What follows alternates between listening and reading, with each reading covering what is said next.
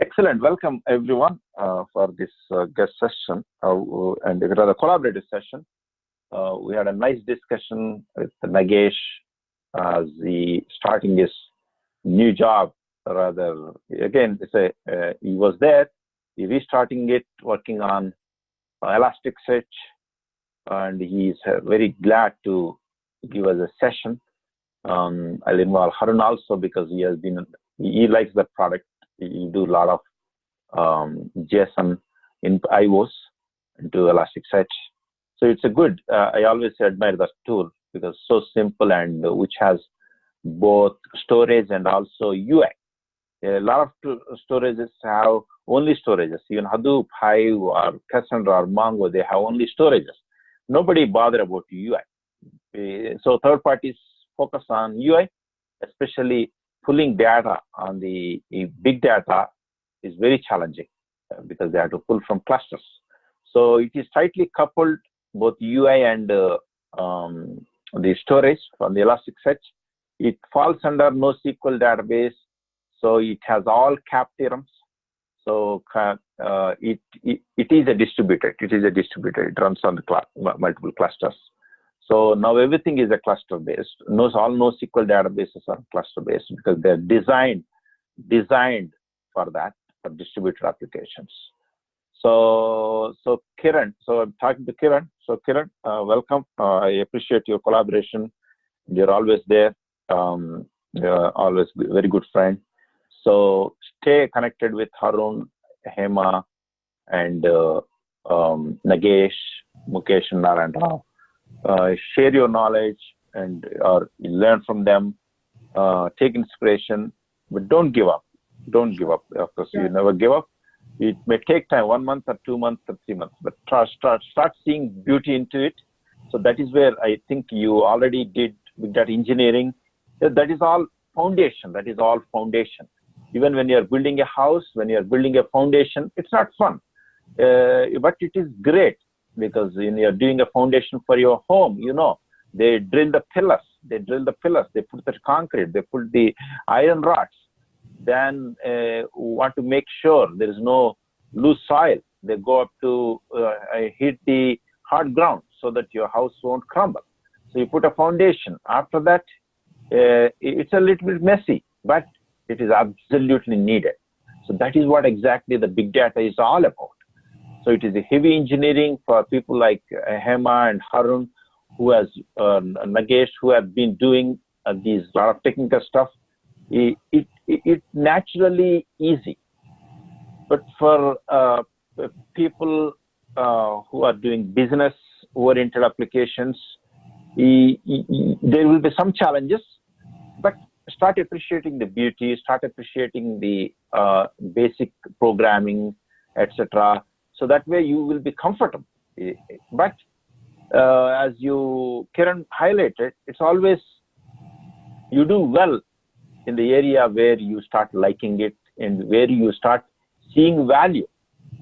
So no passion comes very naturally. So don't worry if you don't feel too excited about your work. It's okay. Not everyone feel excited about their work. Sometimes you have to do it as a what you call responsibility. Even I do a lot of work, not just teaching. Teaching I do here in the part time. Everyone worked. Hema worked with me. Harun worked with me. A lot of people, you all interacting with me. Harun and Hema knows how efficiently we work in projects, how hard we work. So it is not that we love that work, what we do, but still we treat it as a responsibility and treat it as just like you. We have to, that's a full-time work for us. We need to be good at it. But the only thing we do well because we collaborate with people well and we see the good things in it and we appreciate beauty in it. So start seeing beauty in machine learning, start seeing beauty in the deep learning, start seeing beauty in the natural language processing. You will see unending beauty, I'm telling you. You will see amazing beauty. and even your cousins, your kids, or whoever it is, they will be working in these fields. These fields are going to stay long, 10 years, 20 years, 30 years. Maybe they change differently.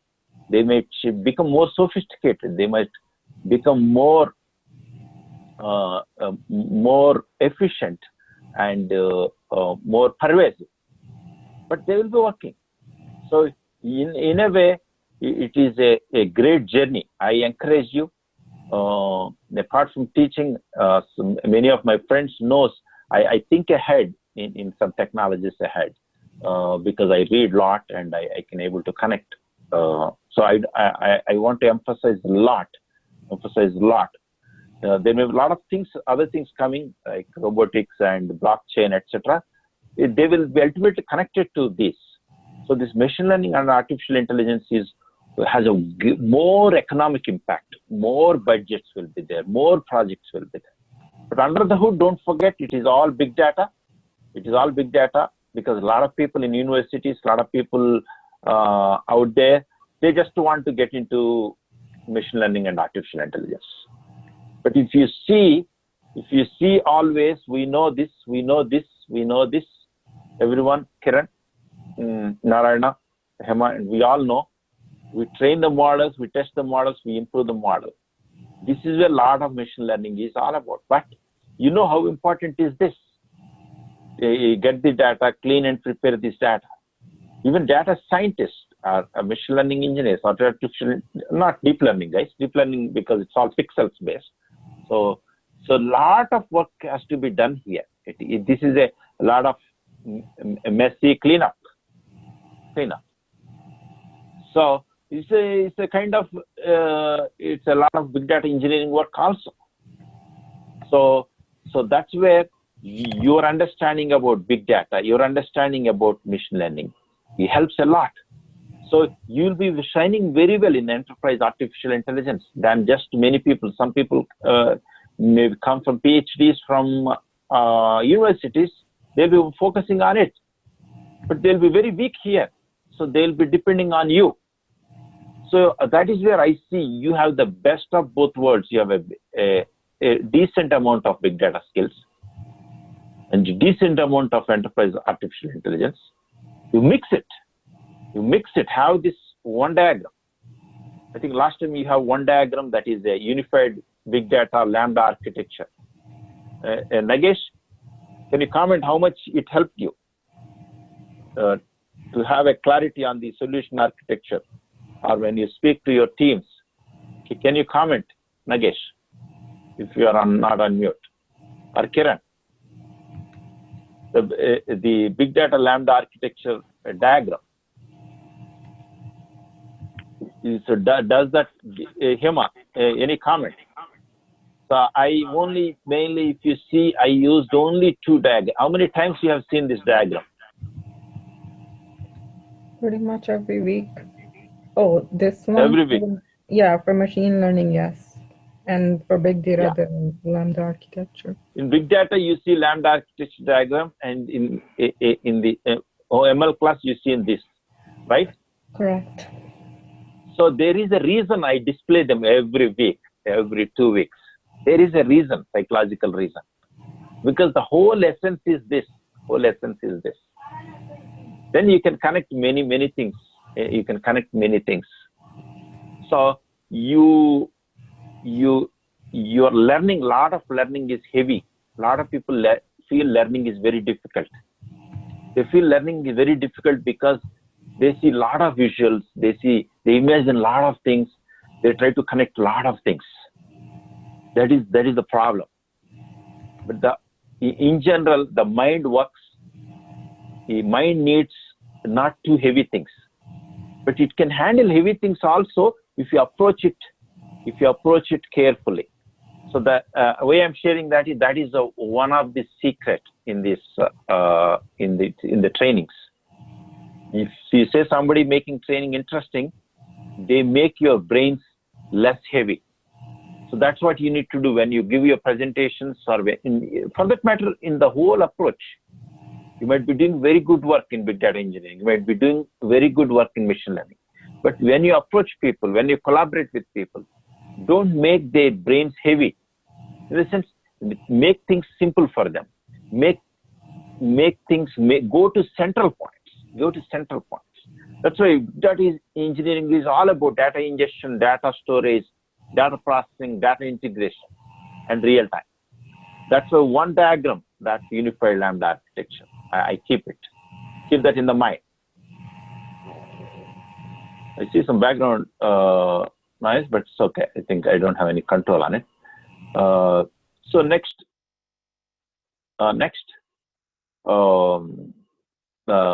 yeah, I put someone on mute. So next is for machine learning are all about keep this. You go to any technology for that matter. Tomorrow you may be not only Spark, just working on TensorFlow. You will be. This will guide you. This will guide you. So start putting into different buckets. Oh, here I'm doing feature engineering, data cleanup. Or here I'm training. I'm going to use the training more libraries. Or here I'm testing. I need test data and get the efficiencies. Or here I'm improving hyperparameters. Oh, this area I may be weak a little bit. Okay, I can improve myself. I just start focusing here. So keep these two babies like head and tail of your what you call a coin. So collaborate with people. Say suppose here you collaborate with Harun, collaborate with Hema, collaborate with Nagesh. Okay, you come here, hey, collaborate with Hema, collaborate with me, collaborate with someone who is strong in this area. So this is the unit. You need not be good at in everything, Kiran. You need not be good at everything, but you need to think. Okay, what is needed? You need to be raised to the occasion. Oh, okay, this is what they needed. This is the focus. Yeah, you done big data engineering. You may not be too fascinated about it, but that's okay. A basic elements of that knowledge will help you. That knowledge never go waste. Even your own people's of knowledge helps you here because you've done some people code, some SPRs, some different developments. So this is where is all about machine learning is all about. And take this knowledge to solve the problem. So you talk to people about this, align to them, and align to us. So you can break into the career, if not in 6 months, in 1 year. But have a decent target. Take a step. Even get into some inconvenient environments for some time. It's okay. Nothing is going to happen. If not needed, you will again quit in 6 months or 1 year and go to another job. That is not a big deal. But always have a faith that there is a team here. There is a team here where you can call people. Many times, even at my work, I don't know a lot of things, but still I stay very confident because I know I can Google things. I know how to talk to people and understand and take tips from them, solve. So that is what really keep you going. So it is not always your strength. It is not always your own knowledge. How open you are for the world. That makes you free. That makes you less burden.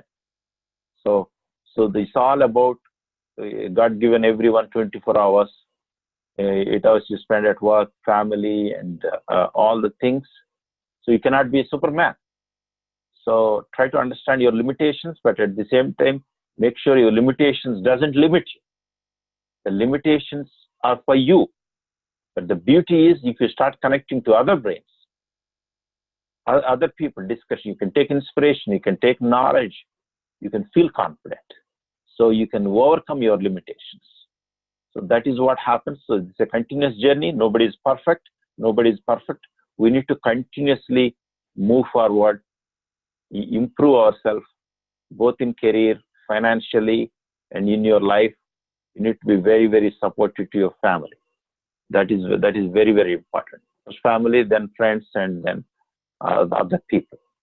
So I encourage again everyone. I think we're talking a lot of general stuff. Kiran, welcome again. Mukesh, I haven't talked to you. Everything is all right from your side? You're on mute. You want to say greet our friends? Okay. We are recording, so you'll be all right. Hello? Yeah, we can hear you. Hey, Mukesh, how are you? I'm good, Srini. Doing the same old thing, OBIE. I'm not still out of it to big data. No problem. So let us appreciate what we are doing. That is what bread and butter. Yeah, I'm doing my Bread and stuff. butter. I'm architecting my own stuff, so it's nothing different to what I've been doing for a while. So, but yeah, trying to learn new things. But nice. But how does it sound? What all we done? Do you feel at least you're in touch with them? Do you feel you have some a good track so that you can brush up later?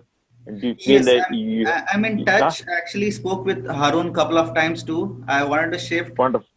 but Wonderful. unfortunately here in DC area, my thing is also Okay. hot, so it's a slow So transition. nice. I think essentially you are in the data analytics, so you are in the same game. So maybe tomorrow your own company may say, "Hey, Mukesh, you do this also." But I encourage you to continuously hold this knowledge. So because we want you to see in this field also, if not immediately 6 months to 1 year or 2 years, because we'll be there. Okay. Yeah, I think it should be sooner. I think it should be in the next couple of months. I can start marketing myself. That's what I'm thinking. Oh, awesome. So feel free to take our help. Okay. Make sure you feel that there is a support system for you. I want to make sure every one of you have that feeling. That is the essence of my trainings. Not just that's why I don't just leave you. Oh, your training is over. Bye. I won't say, right? Okay, wonderful, Mukesh. Sounds good. Thanks. Narendra, no problem. Narendra from India. I think you are attending some interviews. I know India is very competitive market. It takes some more time. I'm glad you are brushing up PySpark also. I'll give some pointers today so that you can even further work on it. Narendra, how are you doing today? You want to greet others? Hi, Srini. I'm doing good. Hello, everyone. Thank you. Okay, excellent, guys. Okay, let me move forward. It's 9 o'clock, already 1 hour. So time goes very fast when I start speaking. Okay, I will spend some 30 minutes, then we'll take a break. Then Harun will take over. So I'll give some pointers to PySpark. As I mentioned, Python is very popular language. Though compared to Scala and Java, it can't meet all the needs of enterprise. But popularity also has equal value. So not just a great language. Popularity also has a value. So if many people are doing it, so industry start adapting. But at the same time, there are a lot of developments in Python area, which is now tightly coupled with Java and what you called Scala in the backend, so that they run efficiently. They run with high performance. Python is an interpreted language, so it's on the fly. It interprets. So it is not a statically typed. It is not a compiled language. When a language is compiled, Hema, do you want to comment what happens when your Java code compiled? Where do we do compilation? Can you just add a couple of sentences? Yeah, it will be generated into this machine independent JVM readable bytecode. Mm-hmm. So, like the raw format of which machine can understand instead of the language syntax and all, it will become compiled into class file, which is platform independent and OS independent thing that can run on it. Very good. So when you compile, will it take care of certain data types, declarations correctly? Can you comment on what do you mean by statically typed? No string. I just read it somewhere statically typed. Or rather, let's put it this way. When you compile your types are already taken care, right? You know, it is integer type. It is. Yeah, it's something like language agnostic, or which Correct. has some additional flavors of the language, like syntaxes and data types, is Correct.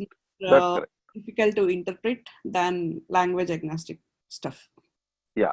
So basically, your types are taken care. Your already the compiled code knows, hey, these are the strings, these are the numbers, these are the arrays. So they don't have to interpret on the fly. So that is expensive. So since it is already taken care, so that interpretation of these data types is already done. You know how important data types are. Everywhere, anything is a data type. For that matter, even your class, when you declare it is a data type.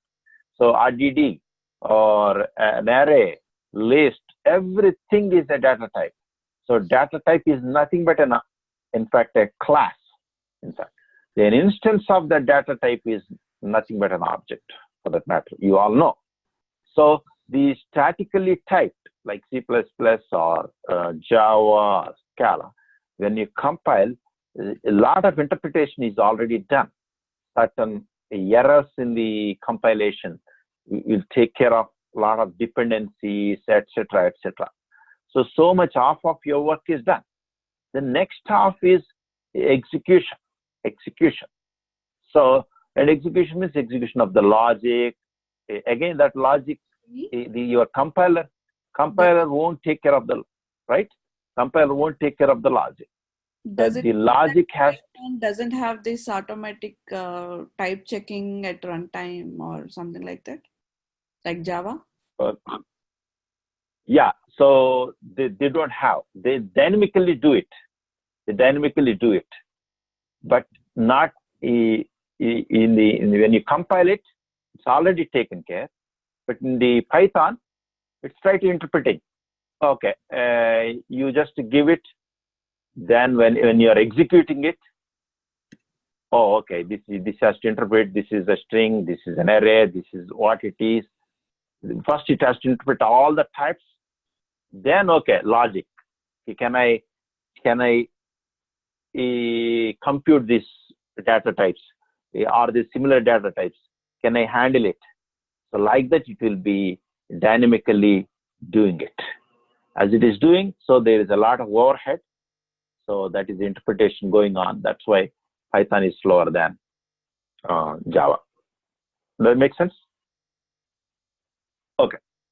So as I mentioned, Python is very popular. So try to a little bit understand from our Spark point of view. So what I'm going to talk today is PySpark rather than pure Python. So just to give you a simplistic view of a programming. For that matter, I use this idea so for every language, even when I talk about Scala, of course, Hema will smile or laugh.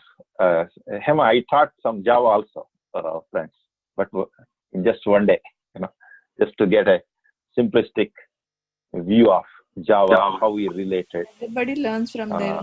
We too would have struggled when we initially learned it. Yeah, I know, but because I also admire the amount of code you guys do. We just do a little bit of coding, but more talking and more business stuff.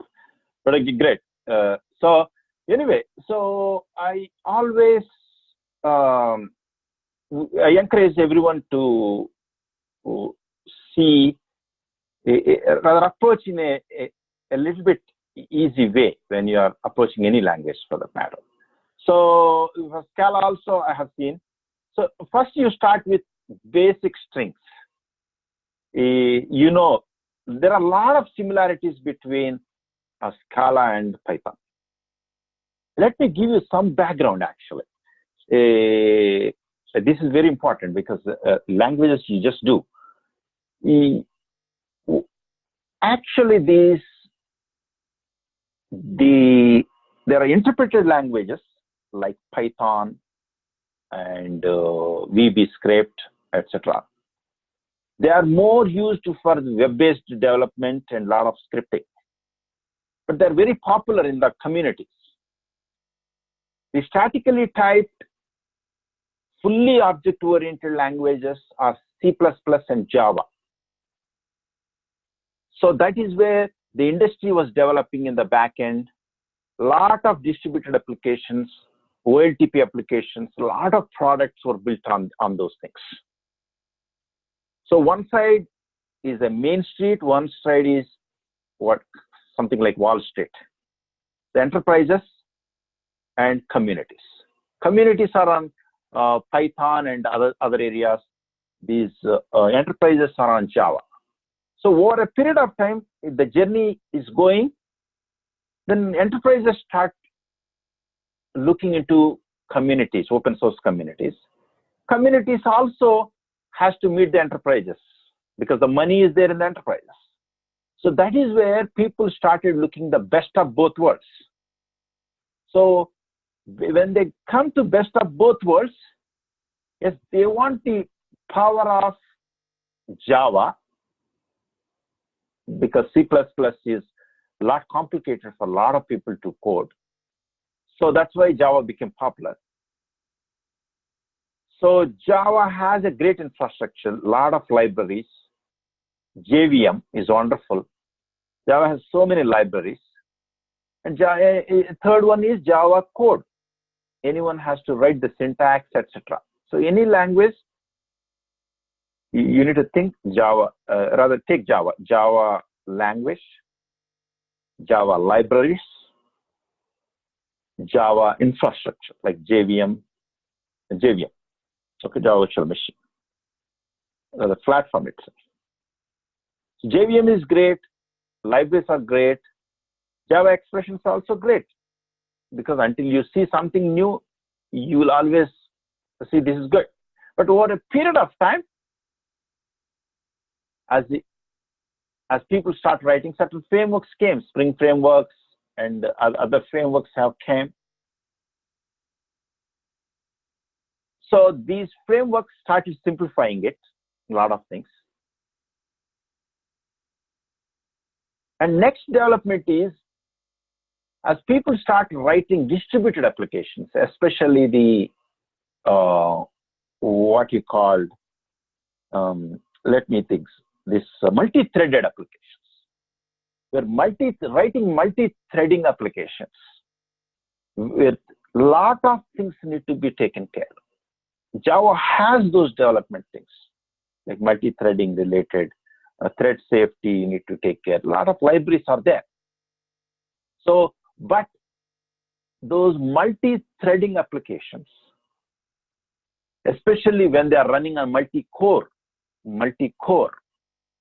because multi-threading is mainly to run on multi-threaded applications only, like 2-core, 4 quad-core, 16-core, 32-core, and multi-core machines. These, when you deploy these applications as a multi-threaded applications to do distributed processing, a lot of event processing, there were a lot of challenges to run these applications. Especially writing Java multi-threaded application is considered very, very complex. So that is where there was a need for a lot of simplicity. So that is where there came the concept of functional programmings. So functional programmings were there for a long time, but slowly they started coming to the main street. These functional programmings are thread safe. A lot of variables don't mess up when you are running a multi-threaded environment. So they use functions. They use pure functions where you cannot mess up those functions. You give some input, you get outputs. And a lot of what you call immutable variables you use. You see, when you write your Scala, many times you write val, Val makes you immutable. You cannot mess that up. You cannot change it. So what happens? You don't know when in the multi-threading environments, threads overcross. In the runtime environments, the variables can mess up. So that is where the idea of functional programming came into the picture. But this functional programming, there is a language called Haskell. I don't know if anyone has heard it. Haskell. Haskell, not Rascal. Haskell. Haskell. See, an advanced, purely functional programming language. I don't know if anyone has heard this. This is very, very popular in the communities, in the functional programming communities. And in fact, a lot of games, especially gaming companies, use this. Distributed gaming. Distributed gaming means the multiplayer gaming. Multiple thousands of players simultaneously play the games using their own devices. I think Harun knows the kids will be playing some games. My kids play. A lot of kids play. So these are wonderful languages to write the multi-threaded environments. Okay, gaming community is so happy. So these are pure functional programming. But the problem in industry is if you want to write this Haskell into Apple or somewhere, Comcast, they have to change the whole thing. They have to install Haskell runtime environments. They have to use Haskell libraries. And on top of it, they have to learn writing Haskell programming. But the main thing is changing the infrastructure. Changing the infrastructure. So that is where the Scala got popular. Scala. Computer Scala. Scalable language. Scalable language. See, it's like a staircase. It can scale. So because this Scala has a functional programming, it can meet the needs of functional programming, thread safety. Scala has a lot of abstractions to write multi-threaded environments using some actor models, higher level abstractions, more simplified. But the greatest advantage, please see, when you write your Scala programmings, they become Java files, class files. They run on Java infrastructure. So your company don't need to do any changes. Their infrastructure. They can use vast Java libraries. They can reuse some of the Java jar files and most of the jar files and most of the methods various people have coded from years and years and years. That is where the Scala become popular. The last and very important point is the ease of writing program. For a period of time, people found Java explicit type declarations and a lot of boilerplate code. Boilerplate means some code just you write it. It doesn't do great, give great benefit, but you'll have to write. You'll have to declare your types. You have to declare your array types. So all those things and ease of writing programming and certain recursion programming techniques, because of this particular actor models, writing multi-threaded models, Scala became ease of write language also. So now it has the benefit of Java. Java is absolutely greatest language because under the hood it's all about, it takes the types, it has a great infrastructure, it has a great libraries. So Scala only helps you to write the ease of writing program. But from where this ease of programming came? Not only the functional programming techniques, a lot of syntax were taken from Python. So your Scala, if you see, it has the best of both worlds. It has a Python language, ease of syntax, and it has the infrastructure of JVM, infrastructure of what you called the Java libraries. So your enterprises can easily adopt. Right. Now coming to this, so what you understood is, because since I taught this because you already know Scala.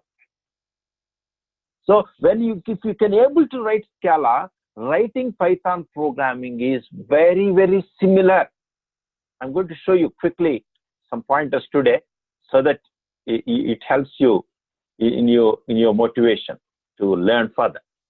So today I'm going to show you the certain pointers so that you will always say, I know Scala and Python. Because people like Hema can also say, Java, Scala, and Python. 3 languages. But at least to be successful into the analytics market for a long time, you need to hold both Scala and Python. Because Python is very popular and Scala is adopted by enterprises.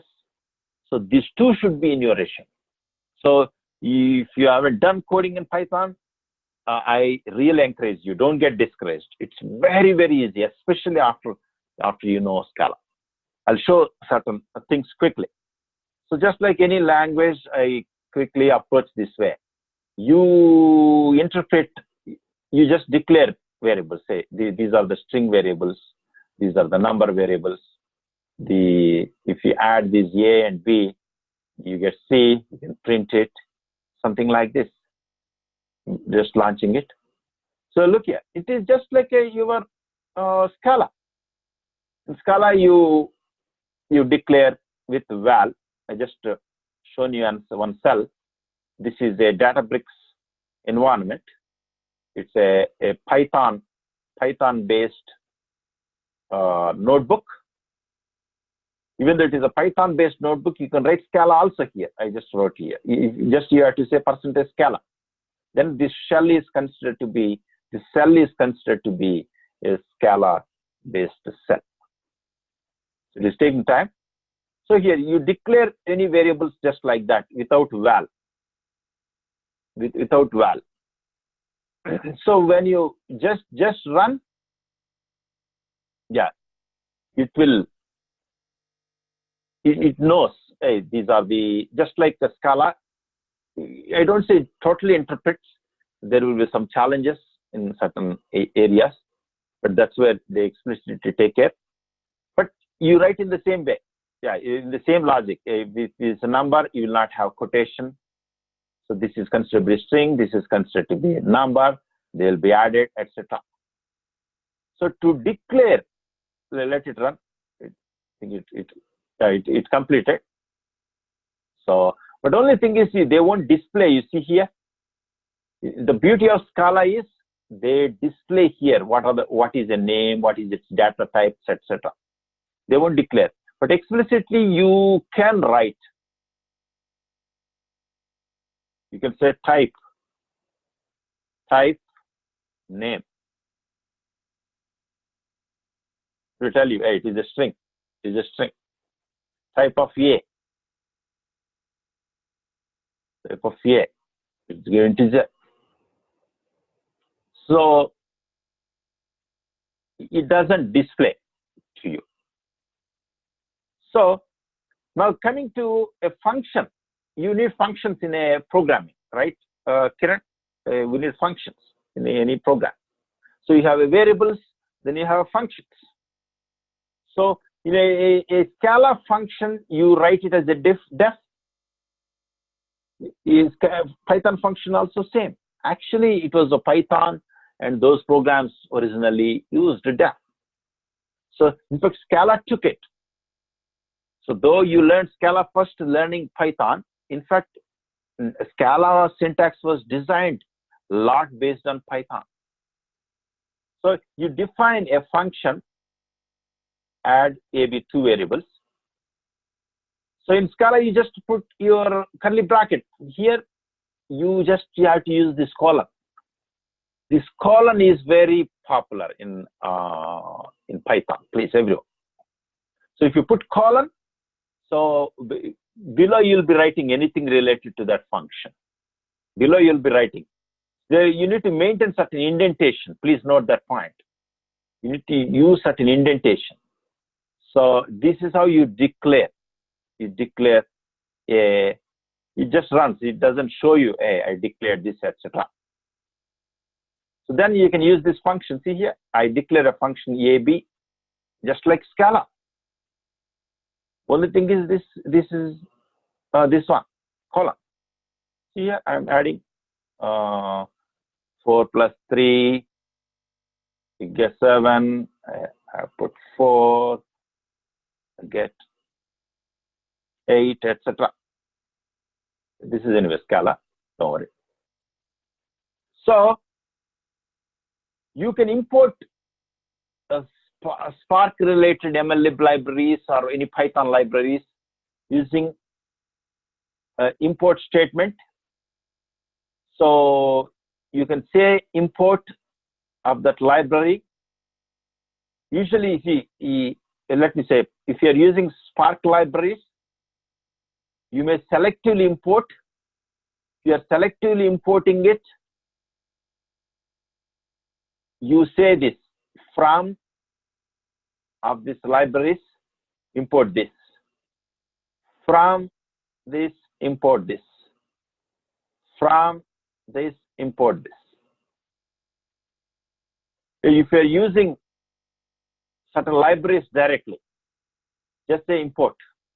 Import NumPy as NP, import math.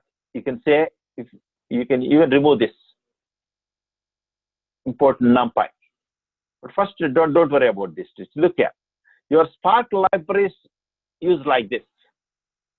So I'll compare your Scala also, so that you may be able to see. Let me go here.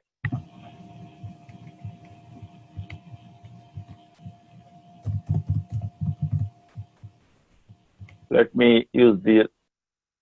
So the libraries you will be importing. Where are my libraries? What happened to my libraries? Yeah, you'll be importing. Here you'll be importing just like a Java. You'll be importing. Here you will say from a big library, you'll be importing one particular things. You'll see this type of syntax. Let me show you. Okay. See, your Scala has a lot of built-in collections. Any language apart from string and integers, doubles, those are always there. String, integer, you need collections like arrays. You know, RDDs are all about array of data. Array of data.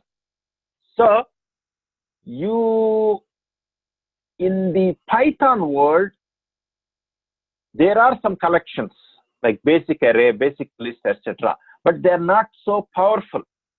They're not so powerful like Scala built-in collections.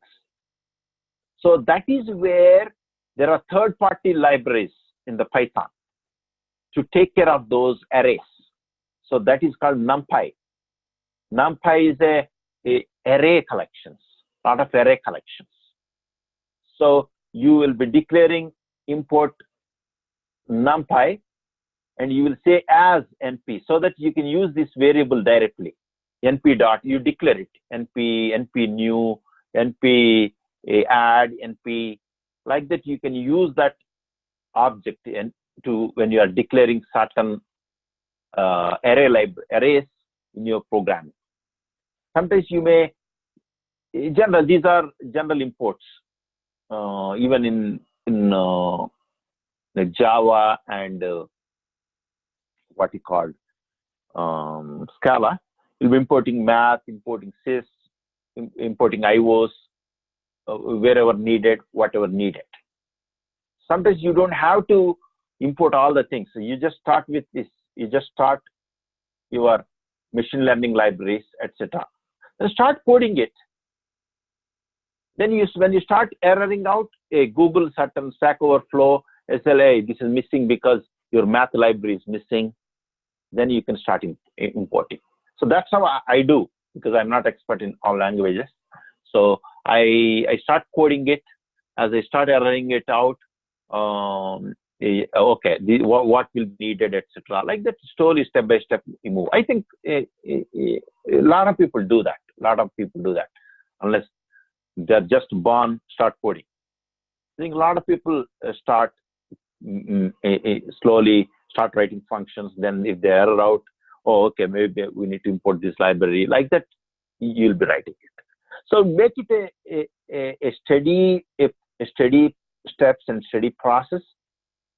And I encourage you to respect the learning. What does it mean by respect learning? Because the learning takes time. Learning takes time. You don't learn anything overnight. Maybe 1 week you learn something. Second week you learn something. Third week you learn something. But start appreciating slowly. Start appreciating what are the things involved. Start writing small code. Don't write a very big code. But don't lose totally touch. Don't lose totally touch. Okay. So there is a corresponding one of the material that is posted in our forum. You can download and start practicing it. It has a lot of practice materials that would help you.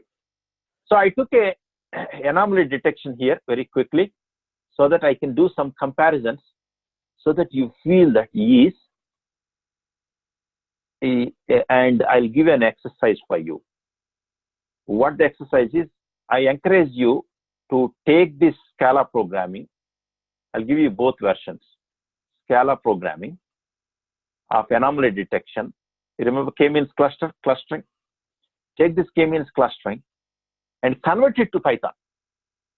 Convert it to Python.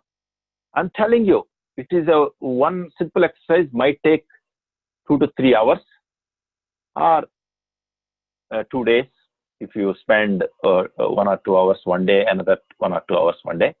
But it's a very interesting exercise because you learn a lot. You get many errors, you start fixing it, you slowly, because you know Scala, you know how the code looks. Then start writing it into Python. You will easily learn. Here and there you copy, you copy how to import certain things. But see here, see these comparisons. See these comparisons. Mukesh, please see here. In Scala, your raw training data is a val, raw training data, Spark context or text file. Where is the file? See the Python code. You just know val, that's it. Raw training data is sc dot text file. Where is the file? See how beautiful it is. In Spark Scala also you say take, if you want to display some values, take 10, it displays. It displays. Whereas here also it is the same. When you display, please note. Let me run this.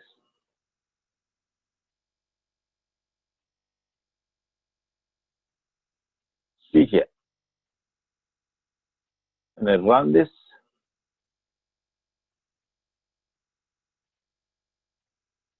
see display. It takes 10 rows and display. Look here, you'll see U. U means Unicode. U means Unicode.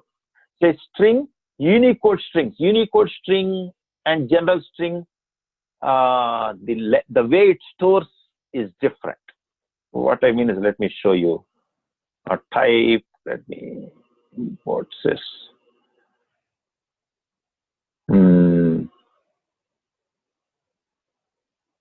I think there is you can see actually the length, I don't remember the syntax. Let me tell you. That is a Python U string. Okay. And remember it's U string.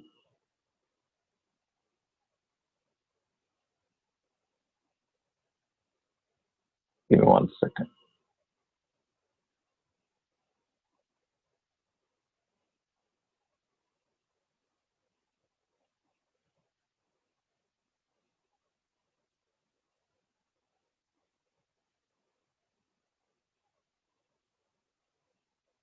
No, I'll post somewhere. The way the Unicode string and general string, the length it stores in the memory is different. So basically, for you, it is just to where is my code? Give me one second. Yeah. So you don't get bothered about this. It is a string, but just a Unicode string. Okay. It appears like that. So see here, your trained data is an RDD. But this is one thing you feel inconvenient a little bit when you're writing Python. So when you declare this is sc.text file, this is an RDD. But it doesn't say, hey, this is an RDD, etc. You have to cast it separately, like this. You use the type of that particular variable so that if you have any doubt, oh, okay, you at least understand, okay, raw trained data is a RDD of RDD. It's a PySpark RDD of RDD. But when you write Scala, you'll have a lot of ease of writing program because it declares the type, oh, this is RDD. When I split this is a string. When I split this is an array. When this is, I flat map it, this is a bag of words. When I just split it, it is an array of arrays. You can quickly, as you write itself, you can, in your brain, you can imagine. But this also has, over a period of time, when you're writing it, you gain control on it. In fact, when you start with Scala, learning Spark is easy. But once you learn Spark, once you know Scala, then you don't have to worry about data types anymore because in your mind, hey, this creates RDD. This creates an array. In your mind, you already know. But when someone does not know Spark, someone does not know how to write these Spark-based applications. If you are teaching them, my suggestion is you start with Scala because so that they can see the types very quickly. If you start with Python, they may not know. When you declare what happens, they may not know. When you declare what it creates, they don't know. You need to say, hey, this creates an RDD.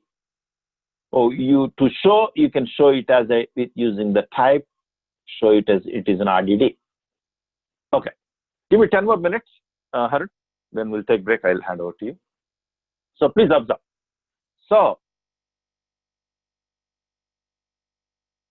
please observe this, the RDDs, and they are the same. Similarly, this is also training data.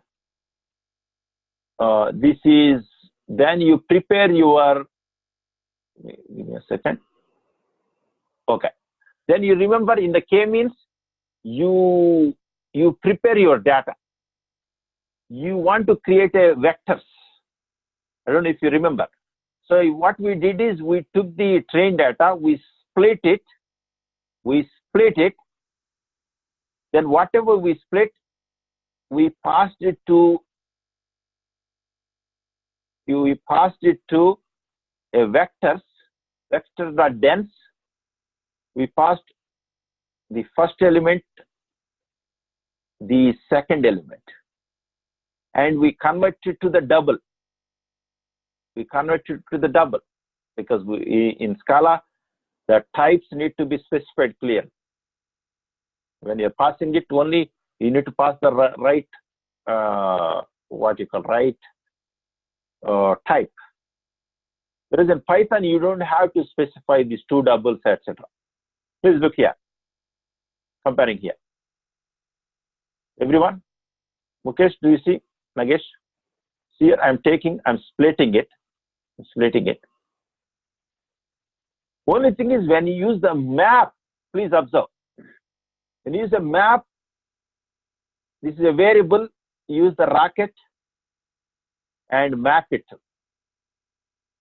vector.dense.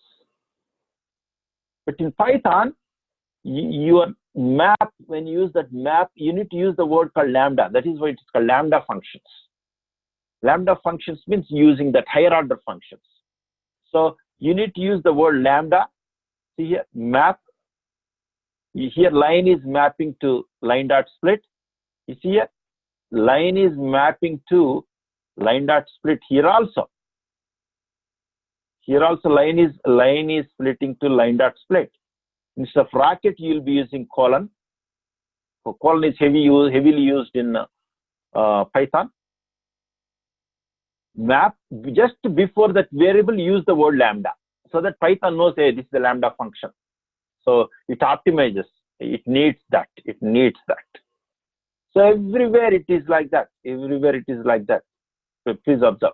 Of course, this is actually Scala. I just comparing. But let me move this little bit. This is where exactly is the real code. Real code is this one. Can everyone compare? Nagesh, do you see this comparison? Here. Kiran, do you see this comparison? Here. See, you don't need val. Same thing. Just map. Instead of this line, you'll be using lambda line splitting. See here, this also using map. This time you're taking an array. Your map is your colon. You take the first element of it, array line 0. Second element of it, array line 1. There will be slight syntax difference. See here, here you used single bracket, regular bracket 0. Here you see in the Python, use a square bracket. Square bracket. Please observe. That's where it is interesting. When you start writing coding, converting it to Python, this may error out if you don't use the square bracket. First, you write like a Python, write like Scala coding only. Then run it. You get an error, then fix it. It's a really, really fun exercise. So rocket is replaced by lambda and colon. That is correct, Kiran. That is correct. Okay. So it's very easy. It's the same. Srini, we don't have this tuples in Python, right? So that's yeah, tuples are not there. That's why you use it in a different way. Yeah, there are concepts called dictionaries you can use. But let's see. We'll start with one exercise, then other collections slowly start using. Even we also tuples here and there we use, especially they are very convenient when you're integrating with Kafka and many places. You're right. Scala has a good collections. Okay, so just for printing, it doesn't have higher order functions. You cannot use for each printing. So use this way. See, you want to print some data without U. See here, if you just take train data.take, just like here, your take will give you this Unicode string. But you want to remove this Unicode string, you need to use it as a loop, for loop. For loop, if loops are there. But again, here also the colon is used. You see here. So here for x in whatever the collection. You're training data. You're taking 4 or 5. Your idea is to display without Unicode string. For x in that range, print of x. So there is no for each like print line like Scala. So it's a slight difference. This is not a big deal. You start learning for loop, while loop, start seeing it. You'll easily understand, or cut it, copy and paste. That should be all right. You repeat the same steps for this is the Python code, guys. This is the Scala code. Repeat the same steps for the train data also. See, it's the same. It is the same. So this also split it, then map it to vector.dense. Here also it is the same. You just split it using the lambda, map it into vector.dense. So these things are more or less remains the same because they are the Spark APIs. Spark APIs try to standardize as much possible. So that's why sc.text file, this syntax doesn't change at all, because those are designed specifically to have a common APIs by the Spark. Okay. Printing, again another for loop you see, for X in wherever it is printed. Okay.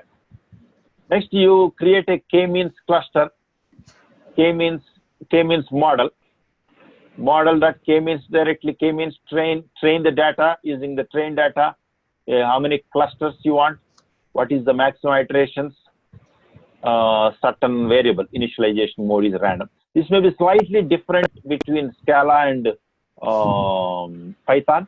It is not a Python syntax, it is the API. These type of things you can use your Spark guide.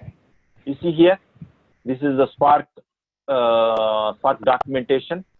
I already told you this is RDD based. This is what you called. This is data frames based. Harun, you know, right? This one. So I think when we started, first we started with RDD based. For k-means we used this. So in k-means, if you go here, the way they declare in Python, they give Python code, they give Java code, they give Scala code. Start looking. First start looking Scala and Python.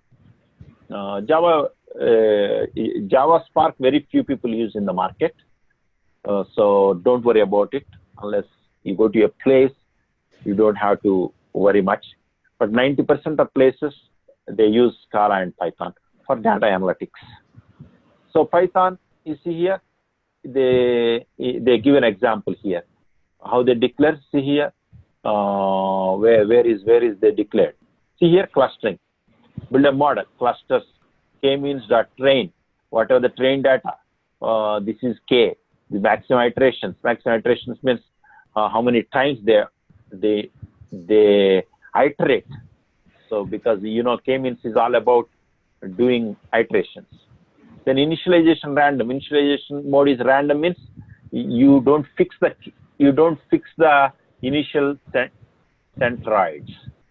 So they randomly fix it. Random means initialization mode. Initially, hey, you want these centroids. Then iterate based on that. So those things you may not know because this is not a general Python syntax. Go to Spark documentation, see some examples and start copying it. Okay. Next, see here. Then what we did here in the Python, we did certain clustering centers. Let me go back here. I'll give this whole thing. This is k-means. K-means, the way they declare in Scala is a little bit different, and here a little bit different. But I use the documentation. The model, once you get the model, it is the same. Model.cluster centers. This API remains the same. Model.cluster centers, it displays model.cluster centers. Only thing is in Python, I stored this into this. So into centers, model.cluster centers is an array. Again, you want to declare those centers. You want to display. So again, use the for loop for these centers. For center in centers, print this. So you can declare, you can display. Then it is the same. Here it is a count. These are helper functions. Finding distance and distance to centroids. If you remember, see here some helper functions. Finding a distance in the k-means, you find the distance to centroid, then the clustering score. Clustering score, I think I declared later. First, see these two. Take these two. This is a distance between two points. See here, in a Scala, you have a definition of distance. A vector, B is a vector. These are important. These are, when you declare these functions, these types are important in Scala. Here you don't have to declare types. def distance to 0.1 and 0.2, 0.1 and 0.2, 0.1 and 0.2. This type of distance functions, certain standard functions, you can Google, you can able to get in the Google. Python has so many functions, Python has so many libraries, so much help is available. You Google anything in Python, you'll get it. I want to know the distance between 2 points in Python. You'll get it. Let me do a little bit mute. Okay. So here, you see the distance, try to convert this. This is here you took two points, vector and this one. You took this point, you convert it to an array, you zipped it to another array. When you zip it, you get a 2-ordered pace. Then you squared it. You took that and squared it. This is scalar. Python has more easy function actually. You have 2 points, P1 and P2. They just use math.square root. This is where you get an error here. That is where I went and imported the math library, import.math. So math.square root, sum of a minus b whole square. What about a and b? For a, b in zip, P1, P2. So what happens is if you have points P1 and P2, if you zip, you get an ordered pair. What does it mean? Let me show you here. If you have a 2, 3, if you zip this with 4, 5, you get something like that. You get 2, 4,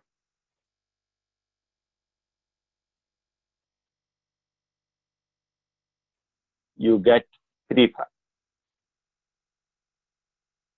You know, see, if this is x1, y1, x1, y1, this is x2, y2, x2, y2. See, what are these? This is x1, x2. See here, x1, 2, x2, 2, 4, x1, x2, y1, y2. This is how the zip works. Then what is the advantage? Advantage is, now see here, you can subtract these two. The distance formula is square root of x1 minus x2 whole square, right, plus y1 minus y2 whole square. This is the for square root. See, when they are in the same, this is now the same element, right? Same element. This is another element. You can write in a one line. If you see here, a minus b, a minus b, a minus b, a minus b means it is x1 minus x2, and also y1 minus y2, something like that. Then you can sum it. See what they are done is, now I say a sum of a minus b.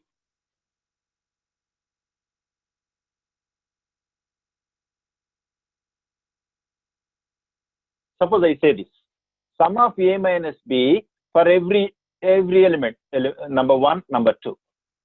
See here, it takes 2 minus 4, x1 minus x2.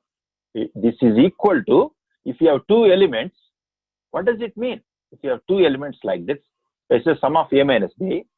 It means take first one. It means 2 minus 4, which is nothing but x1 minus x2 whole square. Is that correct, Narayana? This is the a minus b. Of course, I'll say whole square. I'll use the square here also. Just so a minus b whole square. A minus b whole square means for this element x1 minus x2. Since we said sum, it will do for other element also and sum it. Sum means plus. It has to do every element. That's what the for loop does. For AB,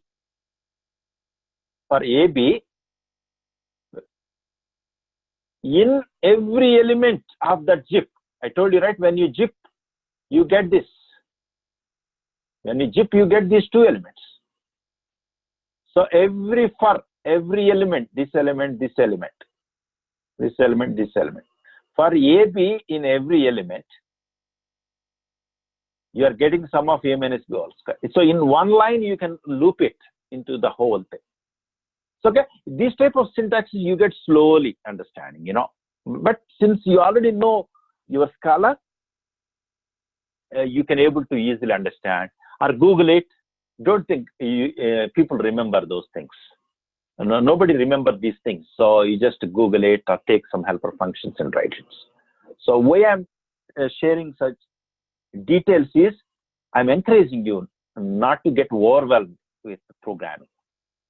So programming does not mean you remember everything, start writing like an English.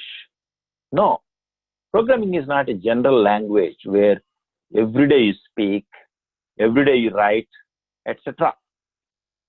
See, English and your mother tongue is different. You speak every day with people. You write, you communicate. So that's why those ideas are all automatically, you dynamically do it. But this programming and all, you will be writing based on the need. Oh, I need a distance between two functions. I need distance between three pointers. So how you write it, it takes some time to write it. So it's because you can't write certain functions, don't consider it as your weakness. That is a natural challenge. So you can refer some Google, you can refer some books. There will be easy syntax you can able to write. That's what I'm encouraging you. So you can compare this. My charge is getting over. Give me 5 more minutes. I'll take a break. Then Harun will take care of it. So thank you, Harun, for allowing me some more time. Let me wind it up.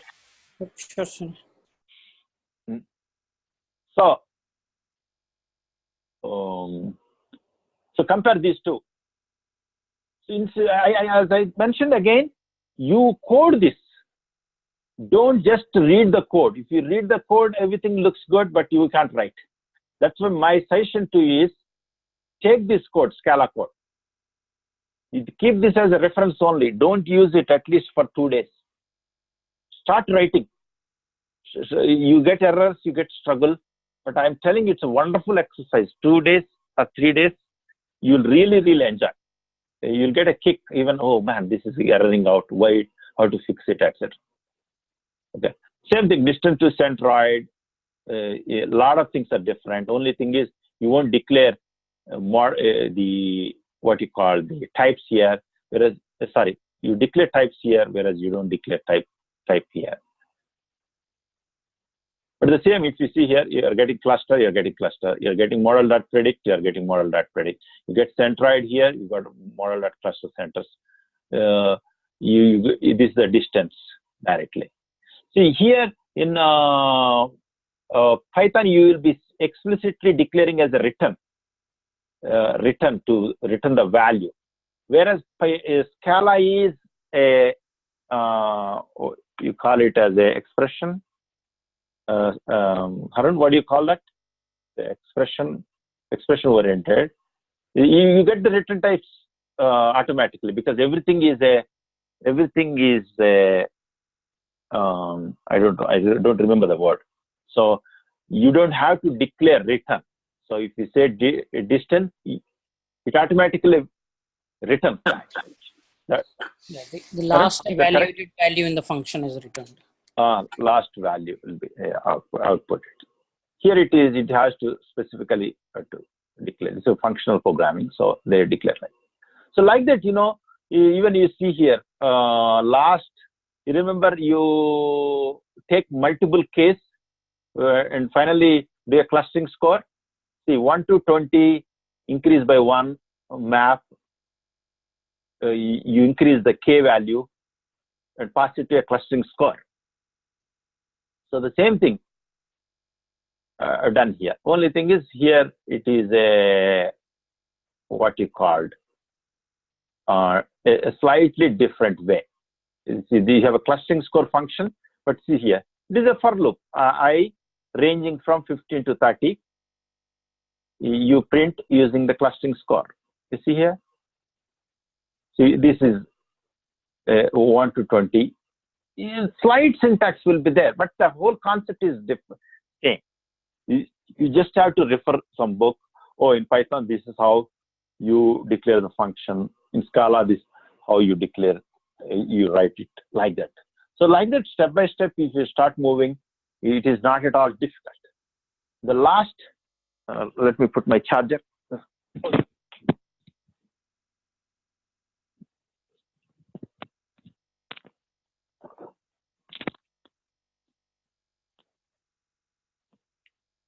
Sorry guys, my phone fell off. Just let me put my charge.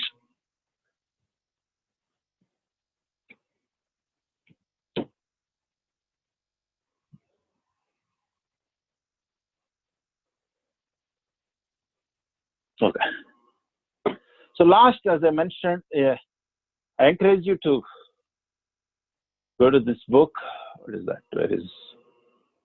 Oh, it has a lot of things. Sorry.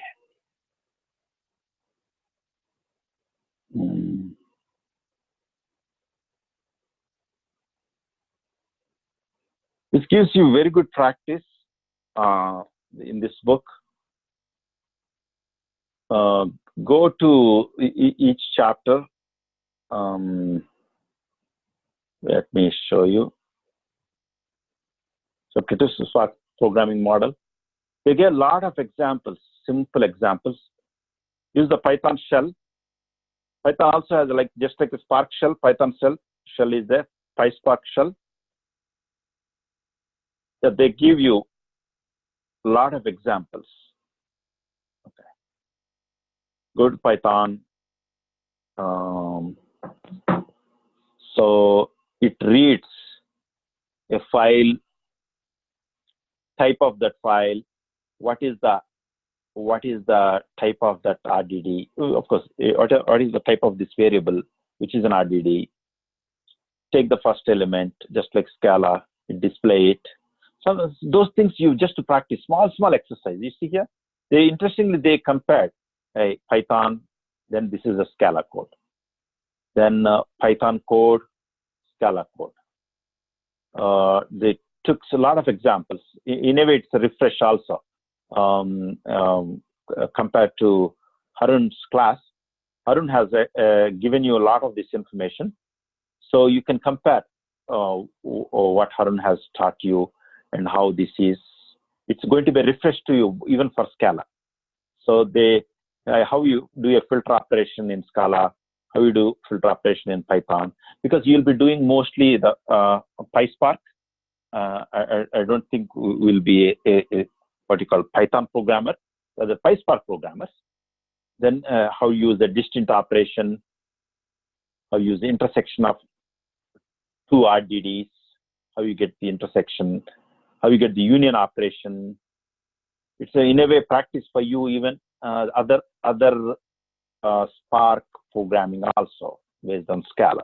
So map operation. You see here map operations. Map is map. You use the lambda of map. Then how you use the keys. What is the Cartesian operation? Cartesian operation is two sets. How you do a Cartesian product. Then group by operations for pair RDDs. Already Harun has taught us, educated us. Join operation, reduce by key. See here, reduce by key. in Scala and Python, aggregate operation in Python. So they're given excellently. I really encourage you to go through this, take one by one, practice it, collect operation, count by key, different. Then they take you to the data frames. When you declare data frame also, they give you a comparison between Scala and C in Python, how you create data frame. See, interestingly, they didn't even use the data sets. They just took an array, they converted that array into a data frame. So that way, you don't have to worry about your test file.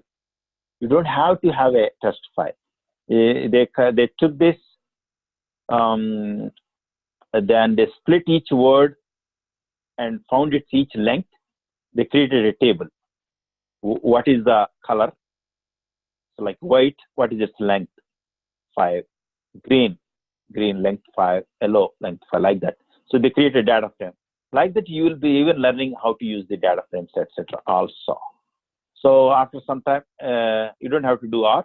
You can go up to chapter 6 in the machine learning, how they are using Scala, and you can read some Scala and some Python code. You can compare a lot of things. That's what I encourage you. You start with this. So I'll share this code to you, the Python code and Scala code again.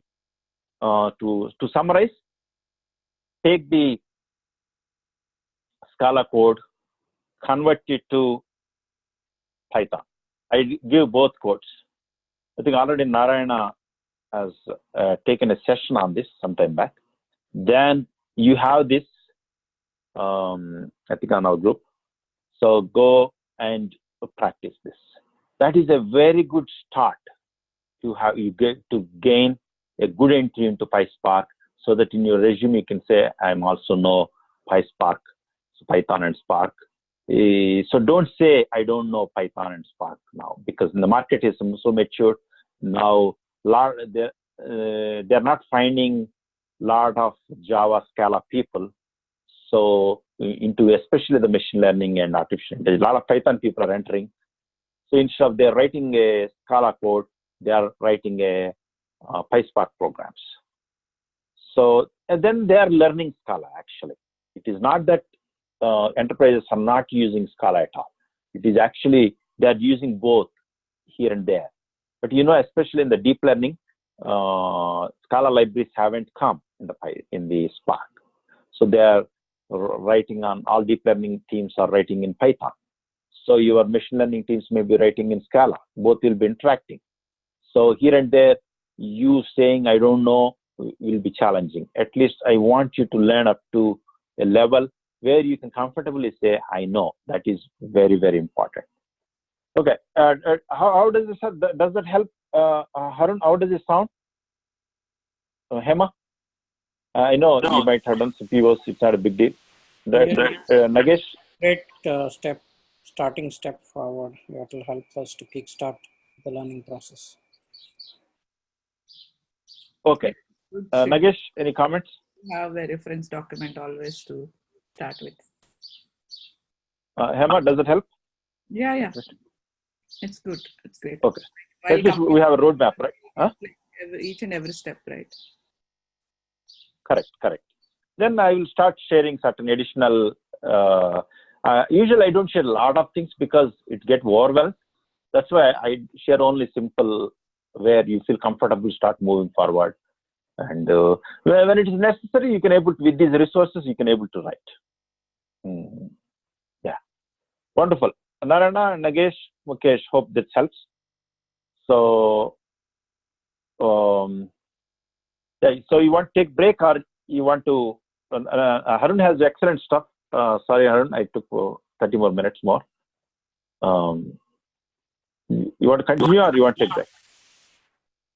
Yeah, I think we'll take 6 minutes. We'll be back at 15, and then I'll finish off in the 45 minutes. Oh, that's better. Okay, I'm giving it to you, control. Sure. I'll make you host. So it's getting recorded. So Harun, you can share to others also. That's the good stuff we are going to share. Okay, take a break. Yep, sure. I'll be back in 5 minutes.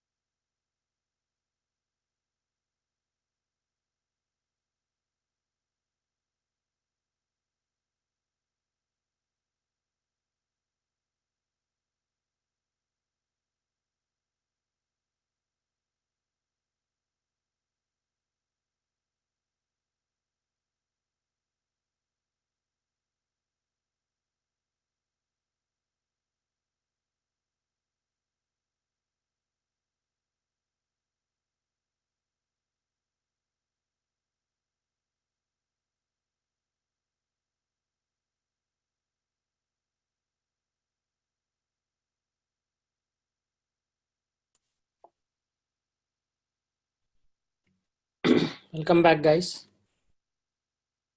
I know it was a very short break. I hope everybody is back. Can you guys hear me?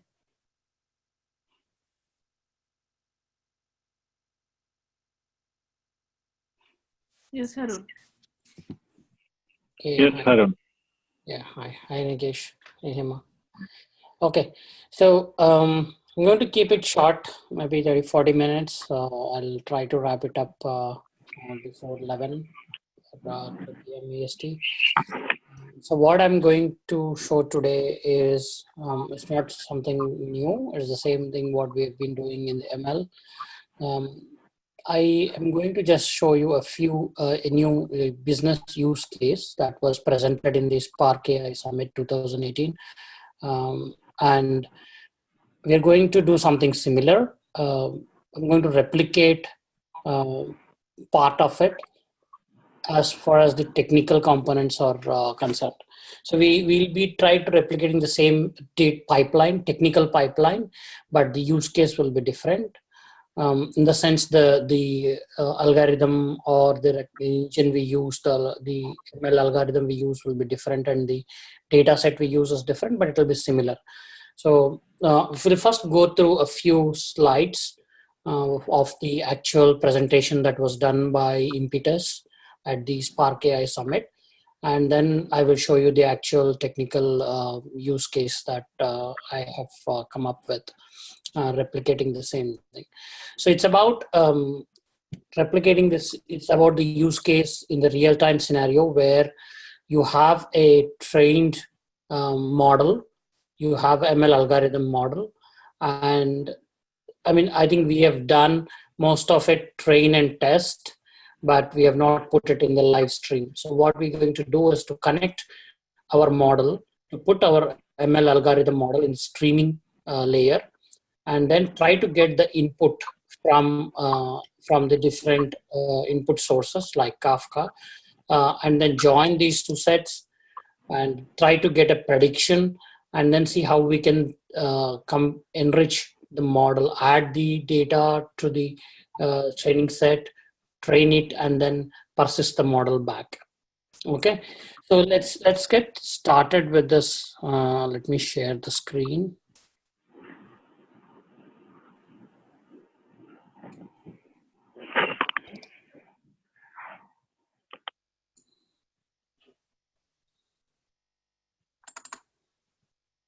Okay, you guys able to see my screen?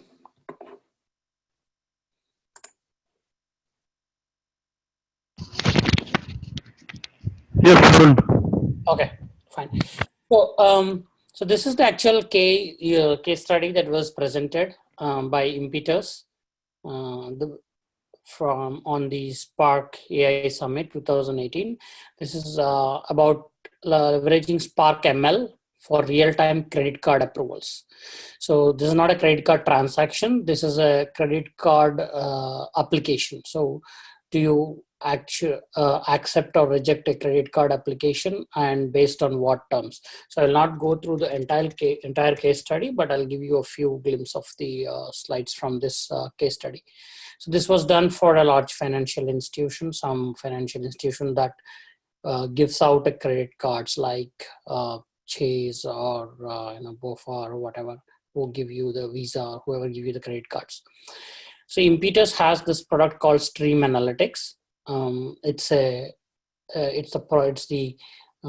custom product, something they built. They've been working marketing this for the last few years.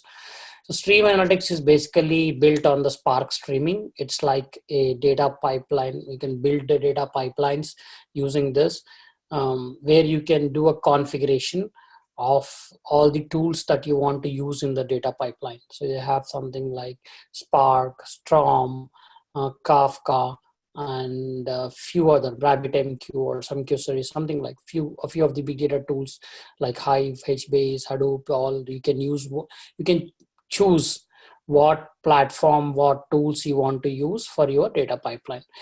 So that's something they have been marketing their product, and they're using it in the big data implementations they're doing. So this use case So I'll skip some of the slides which are not relevant to us for now. So this is about the customer. They worked for credit card applications, 50 million plus credit cards they have given in 50 plus countries and all that. So what is the use case about? They acquire legitimate responsible customers they want to give out the credit cards to. Decision involves approve, reject, whether you want to approve or reject the credit card. What is the credit limit you want to do, how much credit limit you can give to the customer, and at what APR, what is the interest rate that you want to give to the customer. So and the main criteria here is to get a sub-second response time to make a decision. So you'll have to make a decision in a very short time, a sub-second response that is required. So how this model works is you have a customer who submits the application online, and when you get the application, you take the data, do the logic execution, and then you take a decision and communicate the decision to the customer. Now, what happens between an application when it is submitted and before the decision is made is what the use case is, what the logic execution, how the ML algorithms are used in this scenario.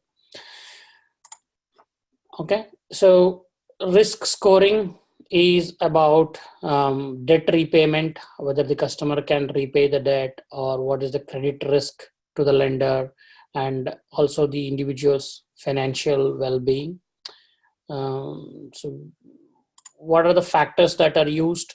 Obviously, the history of the customer, his credit usage, his loans, what are the other credit cards he has, job type, his income band, debt ratio, income to debts, what he has, and his current credit score. So all of these things are used to do the scoring.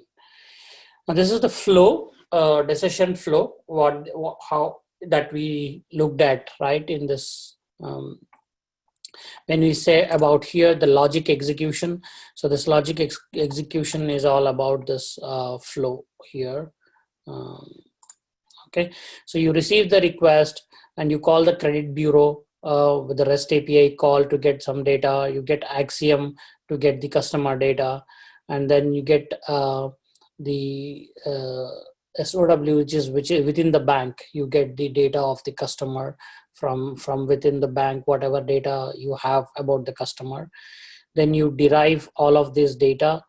Then you get the ML models, put all of this data into the models and get a risk score of the decision. And then you make a decision whether to approve the card or not. And then the line is basically how much credit line you want to give, how much is the credit limit you want to give, and price is basically the APR, how much APR you want to give to the customer and respond.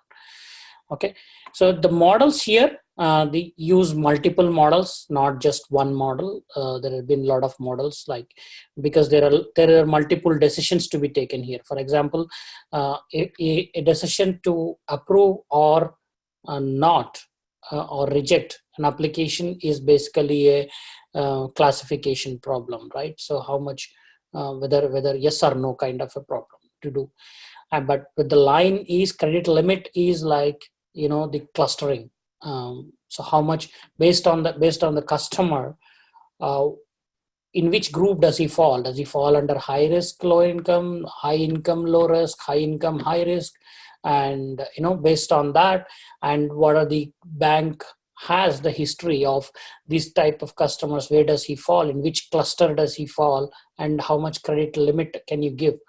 So that is the clustering algorithm. And price may depend on APR. It can be clustering, or it can be the nearest k-means neighbor. So you look at the customer who are closer to this customer and see what are their APRs, and try to come out with an API that is close to his neighbors. Neighbors, not in the geographical neighbors, but within the model. The k-means clustering. When you do after the clustering, you look at the neighbors, closest neighbors of the customer, and see what their APRs are, and try to derive an APR that is closest to the neighbors in the cluster where this customer falls. So you have multiple ML algorithms or multiple models here to look at and to arrive at the decisions. Okay, so that's what we said. Multiple models, approve, decline. Then you use decision tree, you use regression, and you use k-means. Okay, so for approve, decline, use a decision. They used it. I mean, they're not, you have to use this one, but for this particular use case, they have used a decision tree, which has number of instances based on how you do an approve, decline for this segment, geography, based on the customers. Credit limit, they have done a regression to come up with what is the credit limit they can give, and price APR. I think I said credit limit. They used clustering. No, I think they used regression for credit limit, and for APR price they used k-means algorithm for the nearest neighbors. For the decision tree, it look like something like this. So to approve or not, based on the factors we said, like risk factors, what is the salary, if yes, no, what are the other loans, then no, then what is the debt ratio. So based on all of these, you arrive at a decision, yes or no, for decision trees. And it may not be just one tree, it can be a number of trees that they go through to arrive at a decision. So for the credit line, so that's what we said, used a regression model where you have a credit limit and the risk model. So where this customer falls on this regression model to arrive at the credit limit on this regression. So based on that, they make a credit line decision. And the price, as I said, you do a k-means model, and then you arrive at, which cluster does he fall, 18%, 22%. So you try to make different clusters and see where this customer falls and pick up that APR and propose that you could get this APR other than the exceptions. Okay, so we will not go through all of these things. So any questions? I'm just going through the few before we get into the actual model, the technical pipeline, what they have built. So this is just about the use case and what components are part of the use case. Harun, this is Nagesh. This is a great use case for to understand multiple models are used here. So here the history of data is taken from in real time from the Axiom and credit score from the yeah. Okay. So what happens here is you can actually go and look at the actual presentation. It's there. I can give you the link on the YouTube. What they presented the details of how the actual flow happened here. Like they give a call, it's a REST API call to this credit bureau and Axiom, and they have set up a timeout, 200 milliseconds or 100 milliseconds, whatever, that they should get the response back, then process that data. And then once you do all of these combine, and then you bring up the models and put all of this data into the model to get a decision out of it. So this is like is there any, did they come from a SLA point of view, receive the request and they have to respond it in so time, or? Yes. No, I don't think you can. So I'm not sure. If you have a license, commercial license with these entities or these organizations to give you a right. response. No, I'm not talking about that organizations. But what I'm saying is, when they're shown this for the financial institute, there should be, if Yeah, they don't get the data, then they cannot do anything further, right? correct. Yes. I mean, so, those are the fallback strategies that you have to live with. I mean, most of the times you get the data, but if you don't get, that's when you get an exception, and then whether you retry or you wait, I mean, that's a decision to be taken manually, or you can defer that decision for later, that we are still looking at, or we'll get Oh, back, okay. something like that. So But is this everything done in streaming? yes, this is all streaming. Oh, wonderful. So that's what. So this is streaming. That it has to be streaming, right, for a sub-second. So here, once the request, so we'll go to the technical pipeline now. So that's what I said. This is all in one streaming pipeline. So this is the models where we use. So let's see here. So this will clear things. So this is what HDFS training data source. You train your models, ML models, and you store it in the HDFS repository, the trained models. And when you want the model, you just load these models directly here from your HDFS. So you persist your training models. Once you train with the trained data, you persist that model on HDFS, right? on HDFS, yes. So your model fit is on HDFS. That's what you're saying. Yes. So your model, your trained model, whatever that model is, it will store all your attributes, metadata of metadata of the model that it has trained. Okay. So all that metadata and all the factors it needs, it will store in the HDFS. And when you want the model, you can just read it load that model directly from the HDFS. Okay. We will see that. I have done that in the use case. Oh, wonderful. So this is a good work. This is a very good use case. Yeah. So that's what I was looking at. So thanks. So this is the architecture that Impetus has used. That's what they said.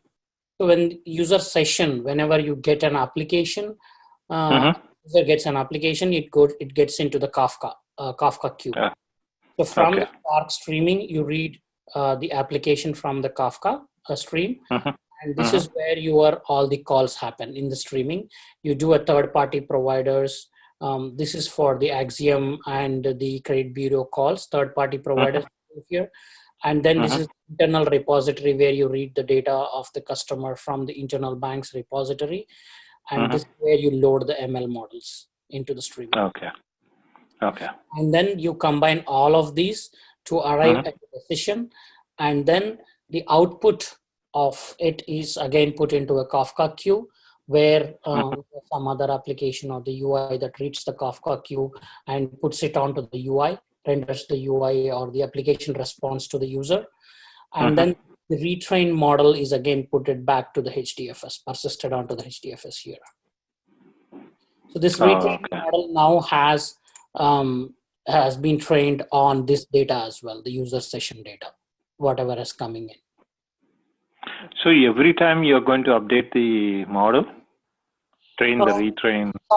It's optional. I mean, if you feel your model is optimum, you don't need to enrich it anymore. You can leave out this step because this involves the retraining the model again here. So if you don't want to retrain the model, if your model is perfect, then you can get this model, get the decision, prediction or the decision for the current record or the current user, and then just give out the decision and leave the model as is. That's one way of doing it. I mean, how do you know this model is giving the score 99% or whatever the percentage? Otherwise, that is all the precursor to using the model. So first you get the model, you train the model, you get an optimum model, you save it, and then you put it into the production, right? This is a live production. So we assume here that whatever model we have is perfect and giving us the results that we need. Okay. Right. So when we use, this is for the live live data production, where at this point we have already trained our model, retrained it with various tuning factors that we have, like levers, and we did all of that, and then we perfected the model and stored it, this model ready to be used. So in the live data, you cannot go back and do all of that, try different factors and try different combinations and come up with a proper trained model. So that will take a lot of time. Correct. Training the model. Here we are in the production and we need a sub-second response, which means that we have to use already existing model. Correct. Right. So now, Correct. how this is before you come into production. So now what I said, there are two things. One, you can add this and write to HDFS here, or now once you have done this, you persist just this user session data to HDFS. Okay. Same data, just the data, whatever is coming in. So you store it here. Now you have it offline, not streaming, but a batch program, right? A batch Spark job that is used to train the model. Correct? Yeah, that makes sense. But yeah, so in the Lambda architecture, right, you have both batch and streaming. So that's a perfect example where you can use your batch layer to use this current data, whichever is coming. Say, for example, I do a batch every day. I want to refresh my model every day, end of the day. So all the data that is coming throughout the day is stored into this HDFS. Okay. Now my batch job will go and use whatever current training data is there, plus this today's data. Join these two, make one training set, retrain the model, and then save it back here. So the next day, the Spark Streaming picks up the latest model that has been trained using the yesterday's data as well. So that's how your model gets more and more enriched with the data. Correct. Okay. So that's the offline that you can do. So actually I have done the same thing. I will show you what, it's a simple program. So this is the actual job architecture that they've used for this use case. Okay. Now this is all like processing. I won't go deep into this. You can check the online YouTube video for that. So this Kafka, and then they have all of these decisions, how it flows, external calls that we said, this consumer bureau score, share of wallet is the bank's internal data, SOW is share of wallet, and axiom home value derivations. So all of these external calls happen. Then you join, identify segment of the customer, and then here all these three models that go through segment filter, all of these filters, multiple models that you use, and then you get a credit approval decision, yes or no. And once that is done, then again approved, rejected is one flow, approved is one flow, and this one here pending. So probably this is what they use when they don't have enough data to make a decision here. So just leave another workflow here which will make pending applications, and then they review whatever they want to later on this. But when you get approved, then the line model regression begins, the linear regression, to get the amount or the credit limit. And once that is done, then you go with the accepted, and then you also do the APR for this. I think they have not put in here. Price model, linear model and price model, both of these to get the regression is to get the credit limit, and the price model is to get the APR, and finally they write to Kafka and the HDFS, accepted applications to HDFS. This is Kafka, this is HDFS. So this is the pipeline. So models, conditional filter, model execution. This is just decision based. Yeah, all of these. So they have these clusters: Kafka, Spark,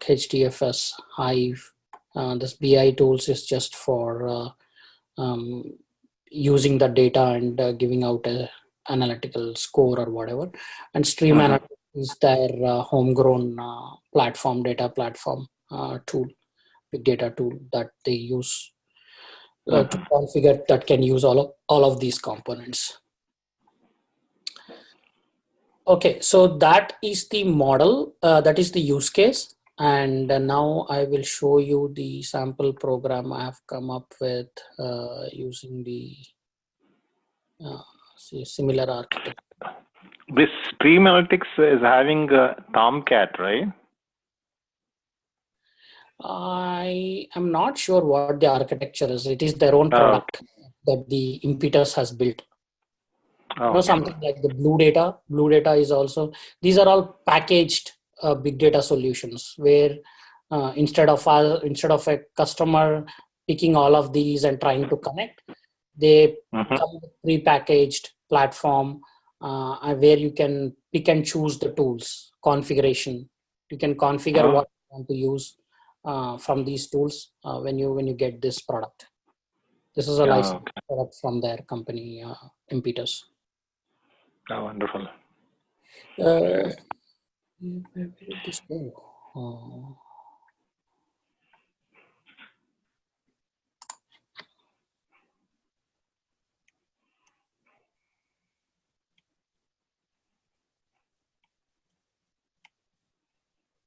Yeah. Okay, so the similar thing. So what I have done, I'm not used the credit rating data, but we have the movie lens data, the movie recommendations. That is the algorithm I have used. So let's go here. First thing is if you go here, so we don't have this model here. So it's HDFS. So we are trying to first create a model and save it to HDFS here.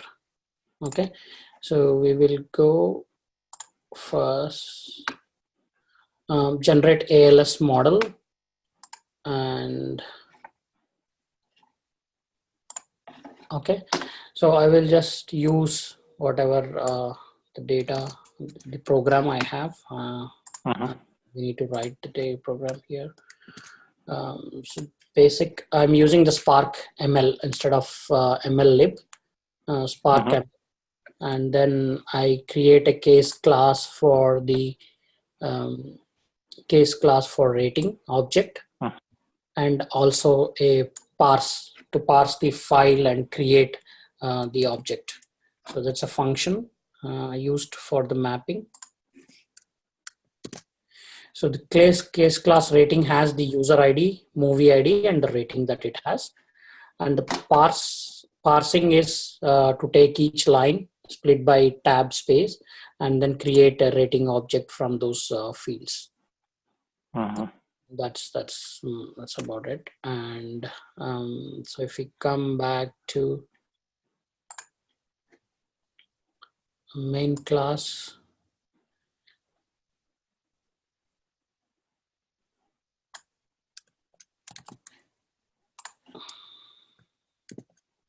okay, so we just get the logging off and we create a Spark session, and then we read the files, downloads MLU data and items. Data is actually the ratings data for all the customers that we have here. So this is the actual file data, the user ID and the movie ID and rating that we have here. So this is the file. And so I guess you are all aware of this data set, right? Movie lens, that customer and ratings data. No, can you just say high level? I've forgotten this actually. Okay. So it's nothing. It's just basically a set of users who have given ratings on different movies. Okay. There are 100,000 users who have rated some 50 or 60 movies, and each user has given a rating to a movie. So this data is about the movie lens data here. So this is the user ID, and this is the movie ID. And this is the rating that the user has given, and this is some data that we don't use this column. And Okay. what is the ID is here you have. So these are the movie IDs. So this is a different file that will give you the movie ID, what is the name of the movie. Okay, and then URLs, and these are all the attributes that give the genre of the movie, whether it is a so genre is again another file that will tell you whether it is action, adventure, animation, comedy, crime. All of that data is here. So each of this, if it is one here at the second place, that is the action. So if it is one here, it means it is action. If it is one here, it means romance, something like that. Okay. So that is the genre of the movie. But the main thing is that we have a user, we have a movie ID, and then we have a rating. So based on these three attributes, we train the model, recommendations model, alternating least squares algorithm, matrix factorization. And when you give an user to recommend movies based on the model, it will recommend you the top 5 movies that are most likely for you to watch. So this is exactly the model on which the Netflix is based on. So when you open the Netflix, there is another use case that you can also check online, how Netflix does the user recommendations based on the ML algorithms. So when you open a Netflix, you have every user will get a different layout of the screen. So you have current trending, you have recommended movies, you have recommended or continue watching or watch again. So these recommendations are based on what you have watched previously. It says based on your interest in this, we are recommending this, right? And also based on the users who have rated the movies very similar to what you have rated. For example, I have rated, say, all sci-fi movies like Independence Day or The Martian. I have rated 9, and you have rated the same ones at 8. Okay, so when I watch a new movie, it is likely that you will like the same movie. So that based on that, the Netflix will recommend you, say, the new movie that I have watched, that you might be interested in this movie. So that's how it recommends you, because it sees that both of us have rated the similar kind of movies. So based on that recommendation, it will recommend you. So basically, that is the algorithm that Netflix uses, recommendation engine. Okay. Yeah. Thank you. Yeah. So that is the item. So this is the data. So algorithm that we are using, the data that we are using for the to build the model. Okay, and then we are reading that file and parsing it using this function. It's just splitting it by space and then creating a object, rating object, and create a data frame of that. Okay, so this is item. I mean, we don't need this, but I just left it just if you want to see the movie names and all that. It's like a child table for referencing the movie ID. What if you want to know what is the movie name and all that. Okay, so once we do that, so what we have to do, we have to train the we have to create a model, ALS model, and train that model. So we split the data into training and test, and then we create the model here.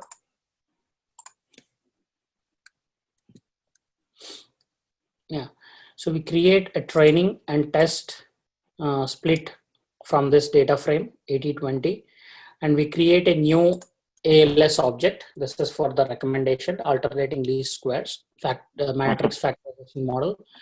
And I have put max iterations as 5, and this parameter as 0.01. So this tuning we can take up later. I'm not going into the details.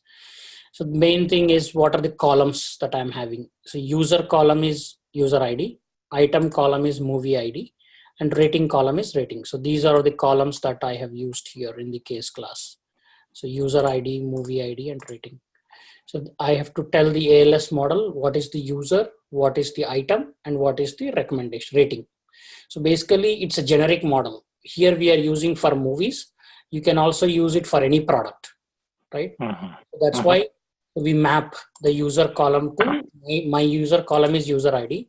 The item that I am doing is movie, and rating column is just rating, right? And then I create a model using this ALS object dot fit. I'm fitting this with the training data. It will give me the model. So this ALS model. So this is the model I use to predict anything online. So in streaming live data. So this model, what I will do, I need to persist this. I want to save this model. So before saving this, as you said, how do we know whether this model is perfect or not, right? So this is a bad job. So all that thing we do here. So what we do, we will do predictions, and then we do the evaluation here. So the evaluation is, so cold strategy is like, if, for example, if we don't have any data for a particular user, it just drops that data so that we don't get a null values in the algorithm. Then prediction, we use this test data to test the prediction. So model that transform we do on the test. And then we get predictions. So based on this, we create a new root mean square error method to evaluate how good is our model, right? So this is the model, and we just give this label rating. Prediction column is prediction, and then we get evaluator to evaluate the our predictions. I'm just curious, this model, is it a text or it's in a binary form? The valid model. It's all, no, it's not binary, it's integers. So it's here the rating. No, the model fit, what you're going to deploy on the SDFS, right? What is it a text file? Yeah, they're what all exactly? No, they are Parquet files, not. So we will see how when they're created. So it's all internally machine readable. I think they creates a Parquet files. Parquet file. Oh, I see. Okay. The Parquet file. So you get the root mean square error, and based on this value, if you're not satisfied with this, you can go back and tweak these tuning parameters. Okay. So now we will not go into that. We'll assume that this is a good model, and what we're going to do, we create this model and try to persist this model to HDFS. So all you have to do is take the model, and then you have a function to write to the HDFS. Okay. So this is the model. You write dot overwrite. Every time you do, you overwrite the model and save to this location, Cloudera ALM models. So that's about creating the model. So we'll just run this, and then we'll see whether the model is created or not on the HDFS here.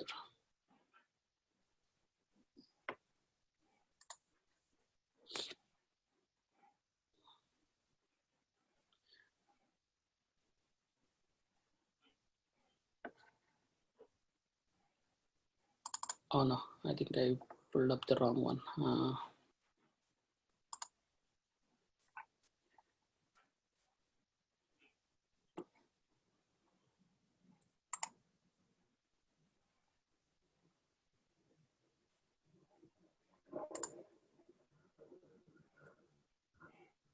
Oops. Oh, I think I didn't write it main method in this.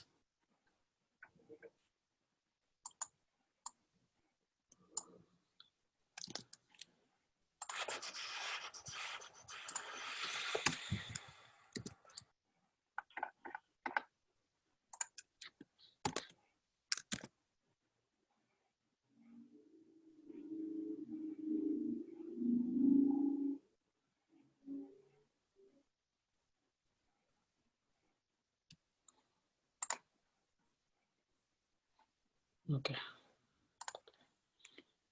we're on this now.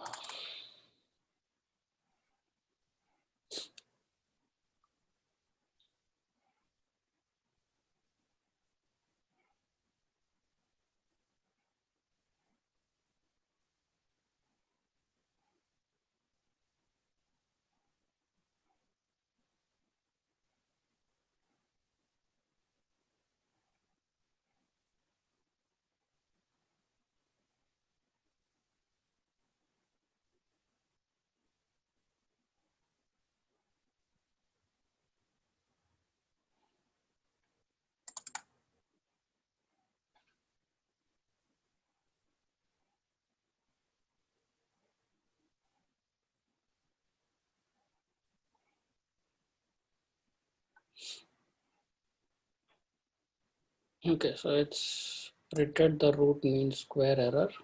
So this is the value.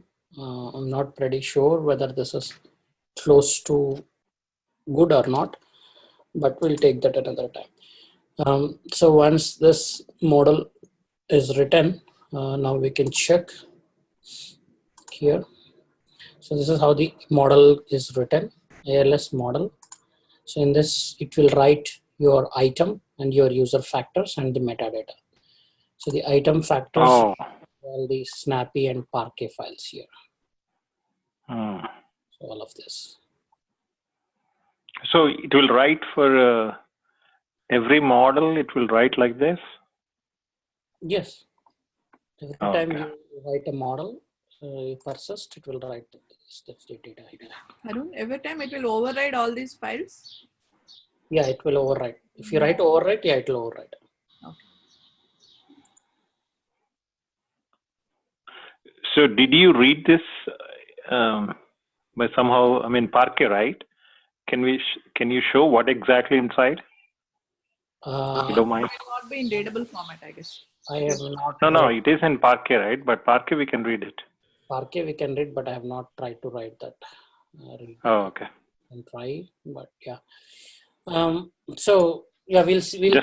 Just curious, what exactly inside? How do we people use it? This, do they have an API or? No, you don't have to use this. You don't have to use all of these. You just have to load the model again. So let me show that. So Okay. what you do is you just read it as a model. You don't read it as a file. When you read that ALS model, it will automatically give you a model object. Right. You will straight away land here. So instead of this, what you do is read from this. Okay. So here, okay. So instead of training your model every time, you just load it from what you have. Right. See, once you train it, it is creating the ALS model, right? That is a model fit object. Yes. So that you are reading in your Spark streaming. Yes. So let me see here. I have added the Kafka to this and Spark streaming. Okay. And the ALS, all of these three. And we will just try to, I'll quickly run the job and show you. I will not go into much details. I think we are already on the time, on the hour. So let's check this. So I'll just create this Spark streaming ratings object, item, map. Okay. I'll walk you through quickly.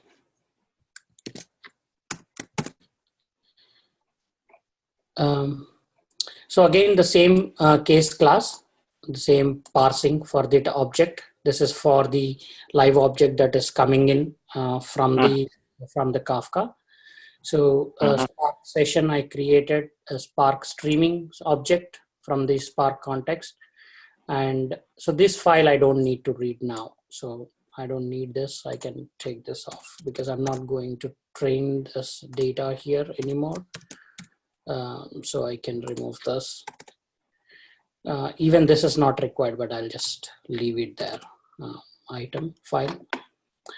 Now, what I need to do, I need to get the read from Kafka. So I have a Kafka host and brokers array, Kafka parameters.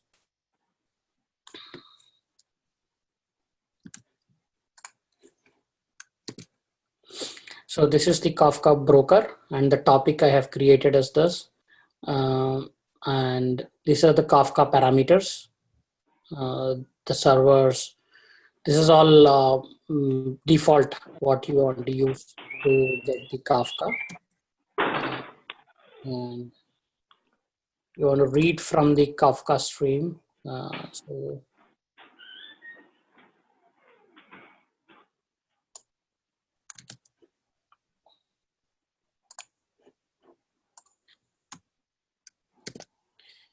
this is how you read from a Kafka stream. It will give you using the topic and parameters, streaming context. Then that will give you a D stream, input D stream.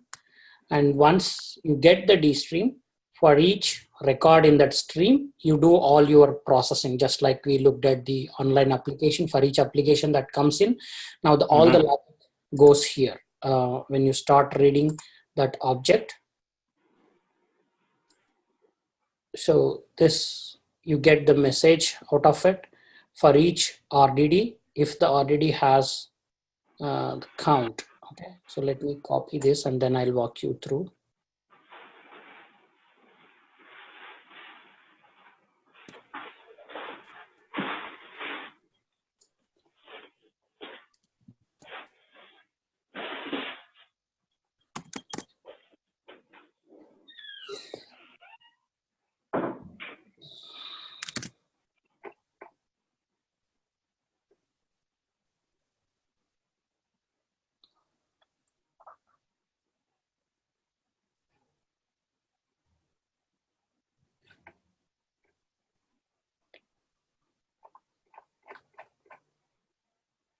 What happened?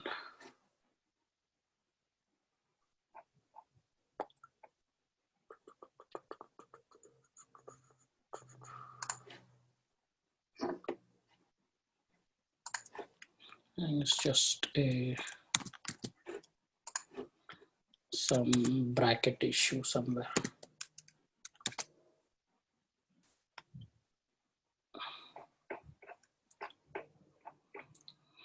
Okay, so we are basically doing the same thing. So, oh, I think I removed that one. So we don't need the ratings object. We can remove this. We don't need this. The ALS object I am creating here. Why I'm using it, I'll tell you again later. So once I have the stream data from Kafka, and guys, bear with me, I might take another 10 minutes. So once we get this data from the Kafka, so we do for each RDD within the D stream. And if RDD has any rows, I mean, so every RDD, it might be blank if there is no data coming in. So if there is any data count greater than 0, then what I do is I take that line and split it and map to my rating object. Okay, and then make a data frame. So it will be same like my the actual data, training data or the test data in that format. So that I'll have that data here. Now what I'm doing here is model. See here, I'm not using this. I'm not using the training fit to get a model. I'm trying to read the model from the HDFS that I saved. ALS model dot load from this path. Now this ALS model object, when I load using this, it will know, it will search for all of those user factors, item factors, and metadata to build the model and give it to me here, ALS model. Then I use this model, whatever I have loaded, to transform the new data that is coming in. See, this is the new user, that is data frame that is coming in through Kafka. I start predicting, use this model to transform this data to give me the predictions. Okay. One second. You said you're giving, you made it as a model after loading it. That is, it's in memory. Then you said you're transforming it. using the new user data frame. Mhm. And okay, show you're saying, okay. So this Okay, after that, give me the predictions for this. It's like we okay. are using the test data here, right? When you test, All right, same right. I'm using this new live data to get the prediction. Uh-huh. So once I get Okay. the predictions, I'm just asking it using that prediction, that count, just recommend some movies for the user ID. 3 movies, top 3 movies using the recommendations. Just using these predicted scores, recommending the top 3 movies and just printing that. Okay, when you're reading the model also, you need to use that libraries. Is it correct? Yes, libraries you need. You're talking about these libraries, right? Right. Yes. Oh, Yeah, I was under the impression, just maybe forgive me if I didn't understand properly. So when you create a model, you create a model of training it, and I thought anybody can read it. So when it means Tableau or anybody can use it. So when reading, they have to import all these libraries. That's what you're saying. Yeah, I don't think that cross platform support is there. I mean, model is there, but I think as it's a ALS model that we are persisting. So whoever can read that as a ALS model, that can, not sure if it is crossfit. I mean, if Python libraries can use this, I think Python libraries can still use this as long as they use PySpark.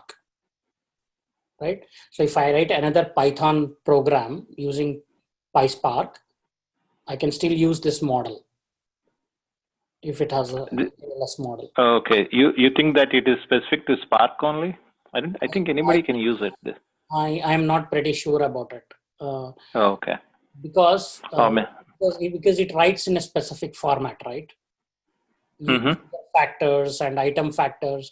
The other libraries may not be expecting that format. They might have their own format, how they store the model. So if it's not universal, right?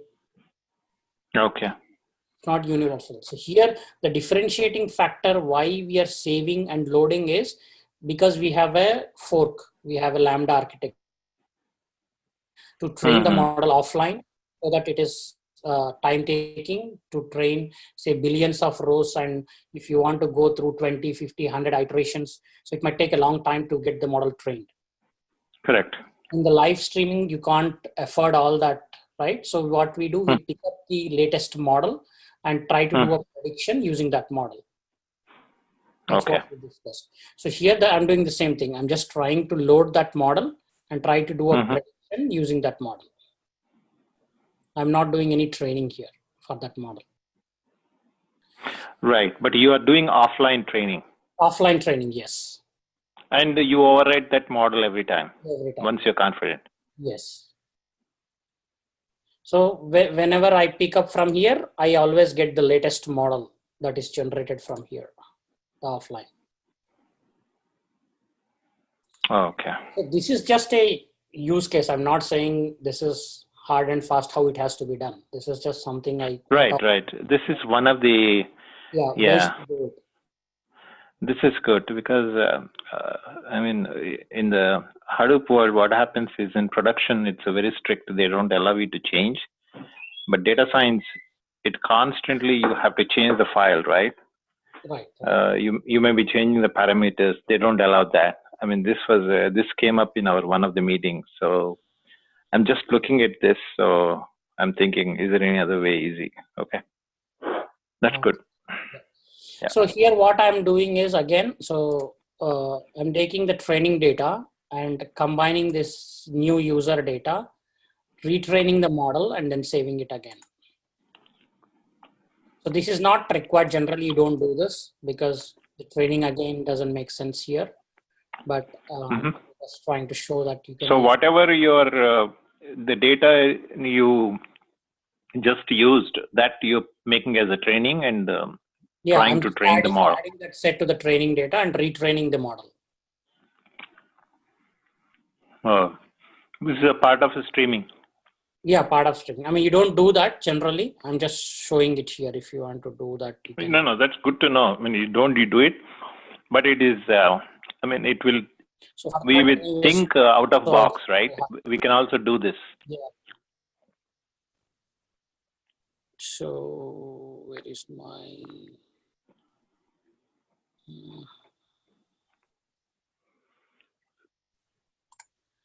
For that, I need this data as well.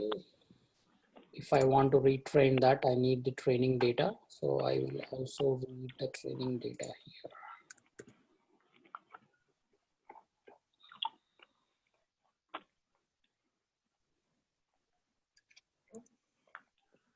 So he was using HBase also. It's not part of the machine learning, right? He must be storing the data. Yeah, that's not part of machine learning. They want to maybe put it and pick up some data, some immediate transformation data, something like that. Lookup data or something like that. Right. Harun, can I ask you if you don't mind? Yeah, sure. Would you mind sharing this? Yeah. I'll send Okay. it. I always put this on the FB next day. I'll upload that. Okay.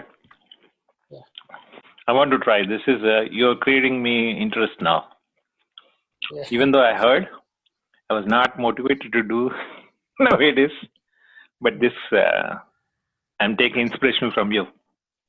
Thank you. So let's run this. I think we have done.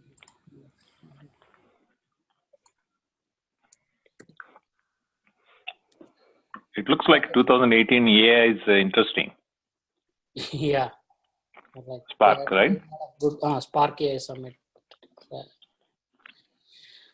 Okay, so that's all done. Now fit and then override the model. So what happens is only when you get any data from the Kafka, all of this code runs and then it will give you the predictions. So from the Kafka, what I have done, so I will just start the Kafka server here. And I already have a consumer topic here.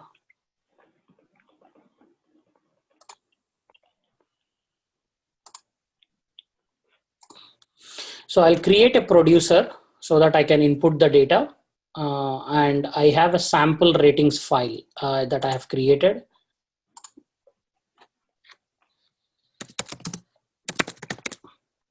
So just to input data from Kafka. So the user ID I'm using is 0 and all these 808, 809, these are all movie IDs and the rating is 9. I've given a 9 rating for all of these users. All of these movies for this user. So these are all action movies. So once I do this, I will start my streaming application.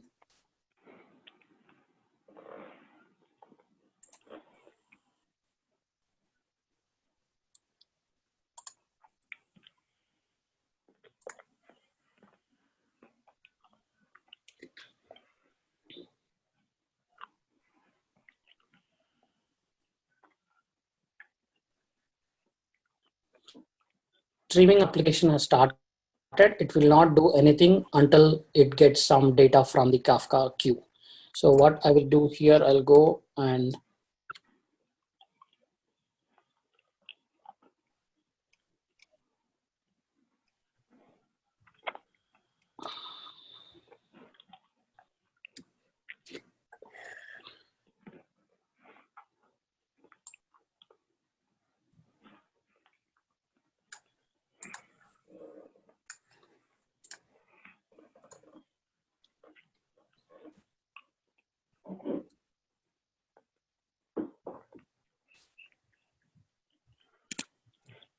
okay.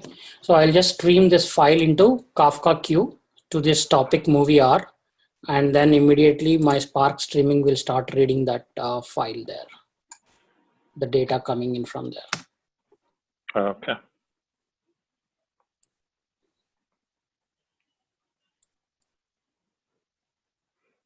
Okay, so these are all the user IDs that I just input and with this rating, and it has not done any prediction. Interesting.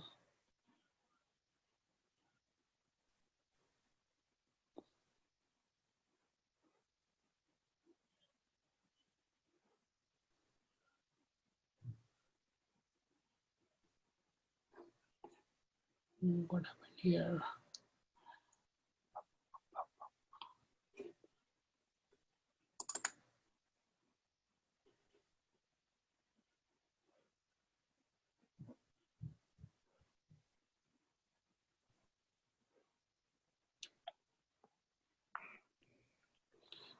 Okay, so now what we do,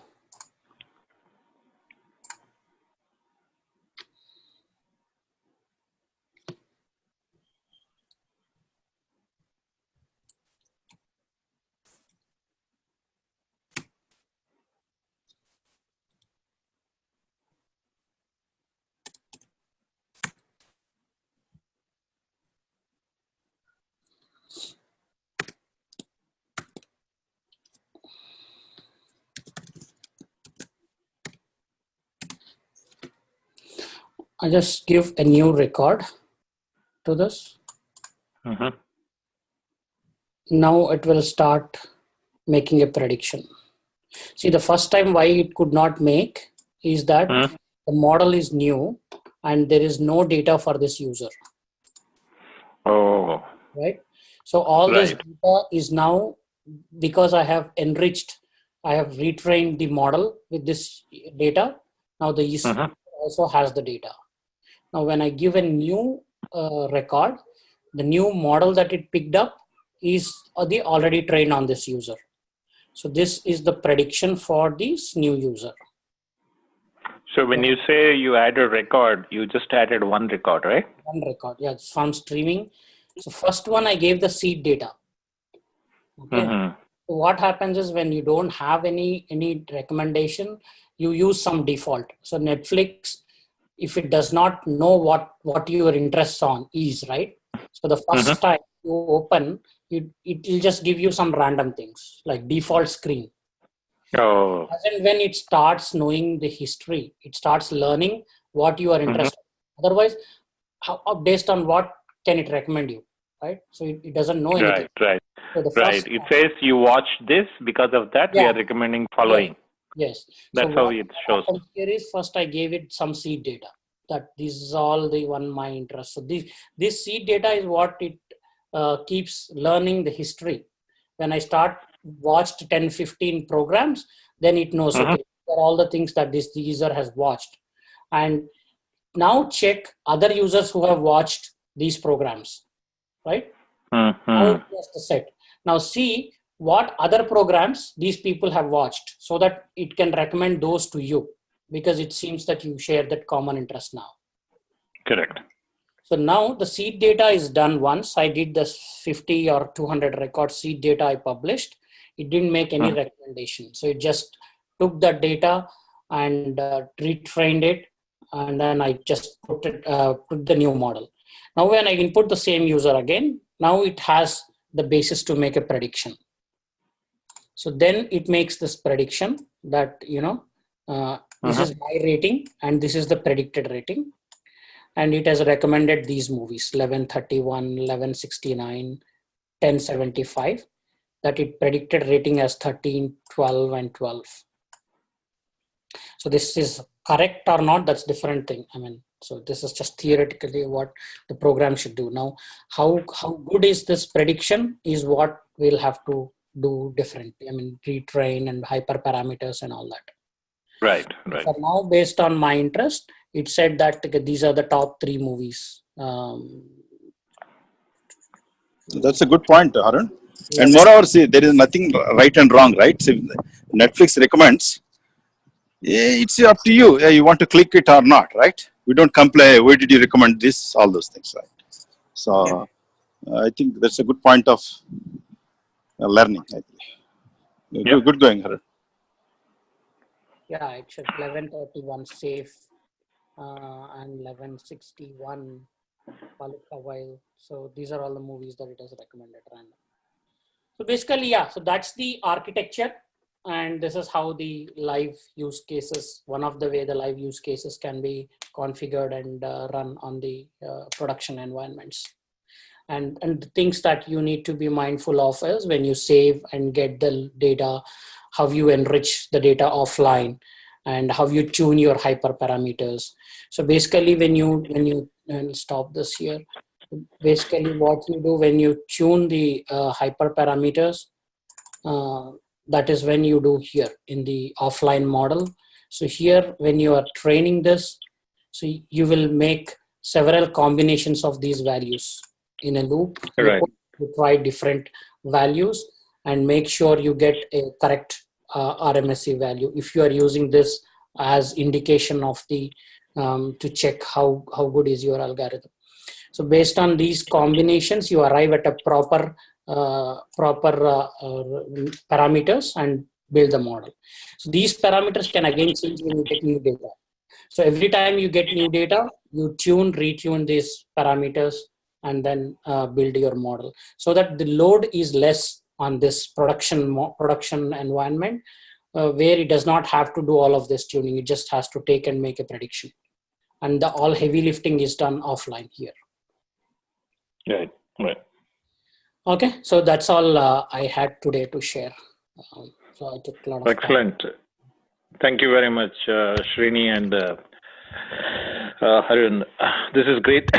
You inspired me now, as just Srini told before. We inspire each others. So this is good, actually. I will also work on this, come up with some presentation. I'll take one model or whatever is that. This is good. Unless we do this, I think we don't create interest in ourselves. This is great. Thank you very much. Yep, sure. Great. Good job. That's nice, Nagesh. Very nice presentation, Harun. Keep it up. I think this is the time to take it to next level, to make it more interesting, especially the problems like this, live problems, industry problems. This shows how powerful machine learning is, and it encompasses the big data engineering anyway, because you are dealing with Kafka, you're dealing with other RDDs, data frames, Spark streaming. See how exactly. See, this is what I appreciate and encourage. See, now all the dots are getting connected. See, when you don't talk about a problem, just you stream it, you just see it as a simple engineering problem, a streaming data. But now it adds a lot of color, a lot of value, a lot of inspiration, as Nagesh put it rightly.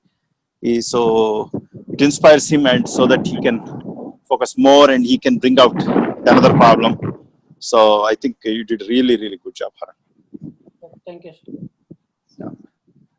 Hema, any comments? I think let us work together. Hema also has a lot of talent in these areas. She can quickly collect the problems and can present to us. I think let's at least four of us, Harun, Hema, Nagesh, consistently start presenting either weekly or bi-weekly without having long sessions, 1 or 2 hours. So rather even 1 hour is good, you know. We don't. 1 hour is also good. You're right. But let us find the weekly or bi-weekly. Somehow keep it going, because even I'll be in the industry.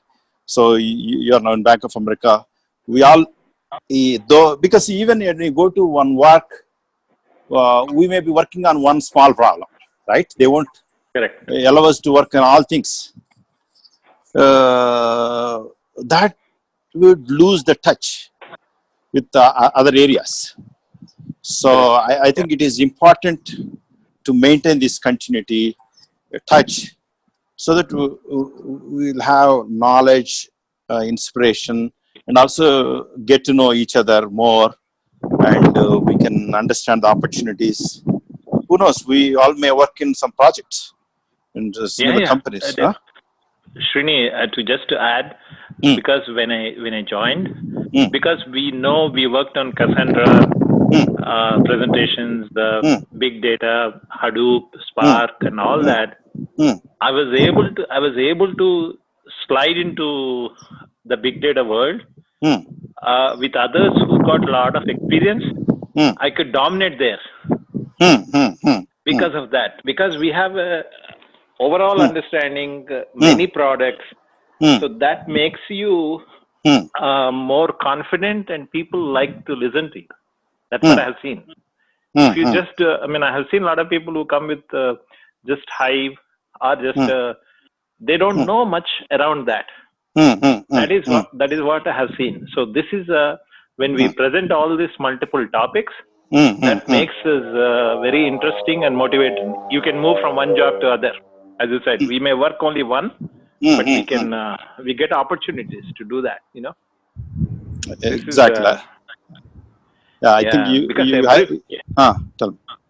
This is where everybody is learning, but we will be ahead if we do one presentation. Also, it keeps you ahead. That's what I've seen. Correct. Yeah.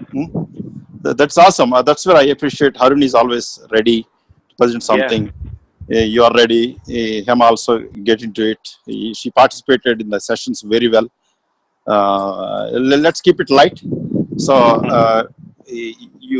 let's keep a small another group just for these case studies. Let's call them as a case studies, so that they're not just to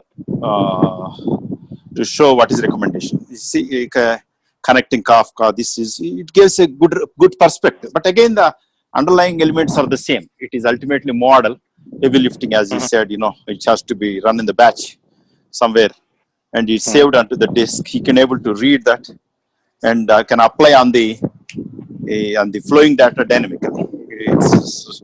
It's so visual and so inspiring, I believe. Any comments, Narayana, Hema? Thanks, Varun and Srini. It's very interesting lesson today. Nice. And I want to what is the framework? What is that? Version. What is the framework? Eclipse version number. Yeah, maybe Arun will post the. Okay. Eclipse is the same. What you have. I think I've used Oxygen. Okay. I post you the pom.xml and also the code for both the Spark programs. Okay. I think you need to the Kafka also you need to install. So all that versions are there in that pom.xml. I will share it to you, the versions. Okay, sure. Thank you. Okay, any comments? It's great, Srini. Seeing a live example from end to end is like like a mini project. So we covered everything, and it's inspiring. Nice, Hema. Even in the coming months, a lot of open source community people will be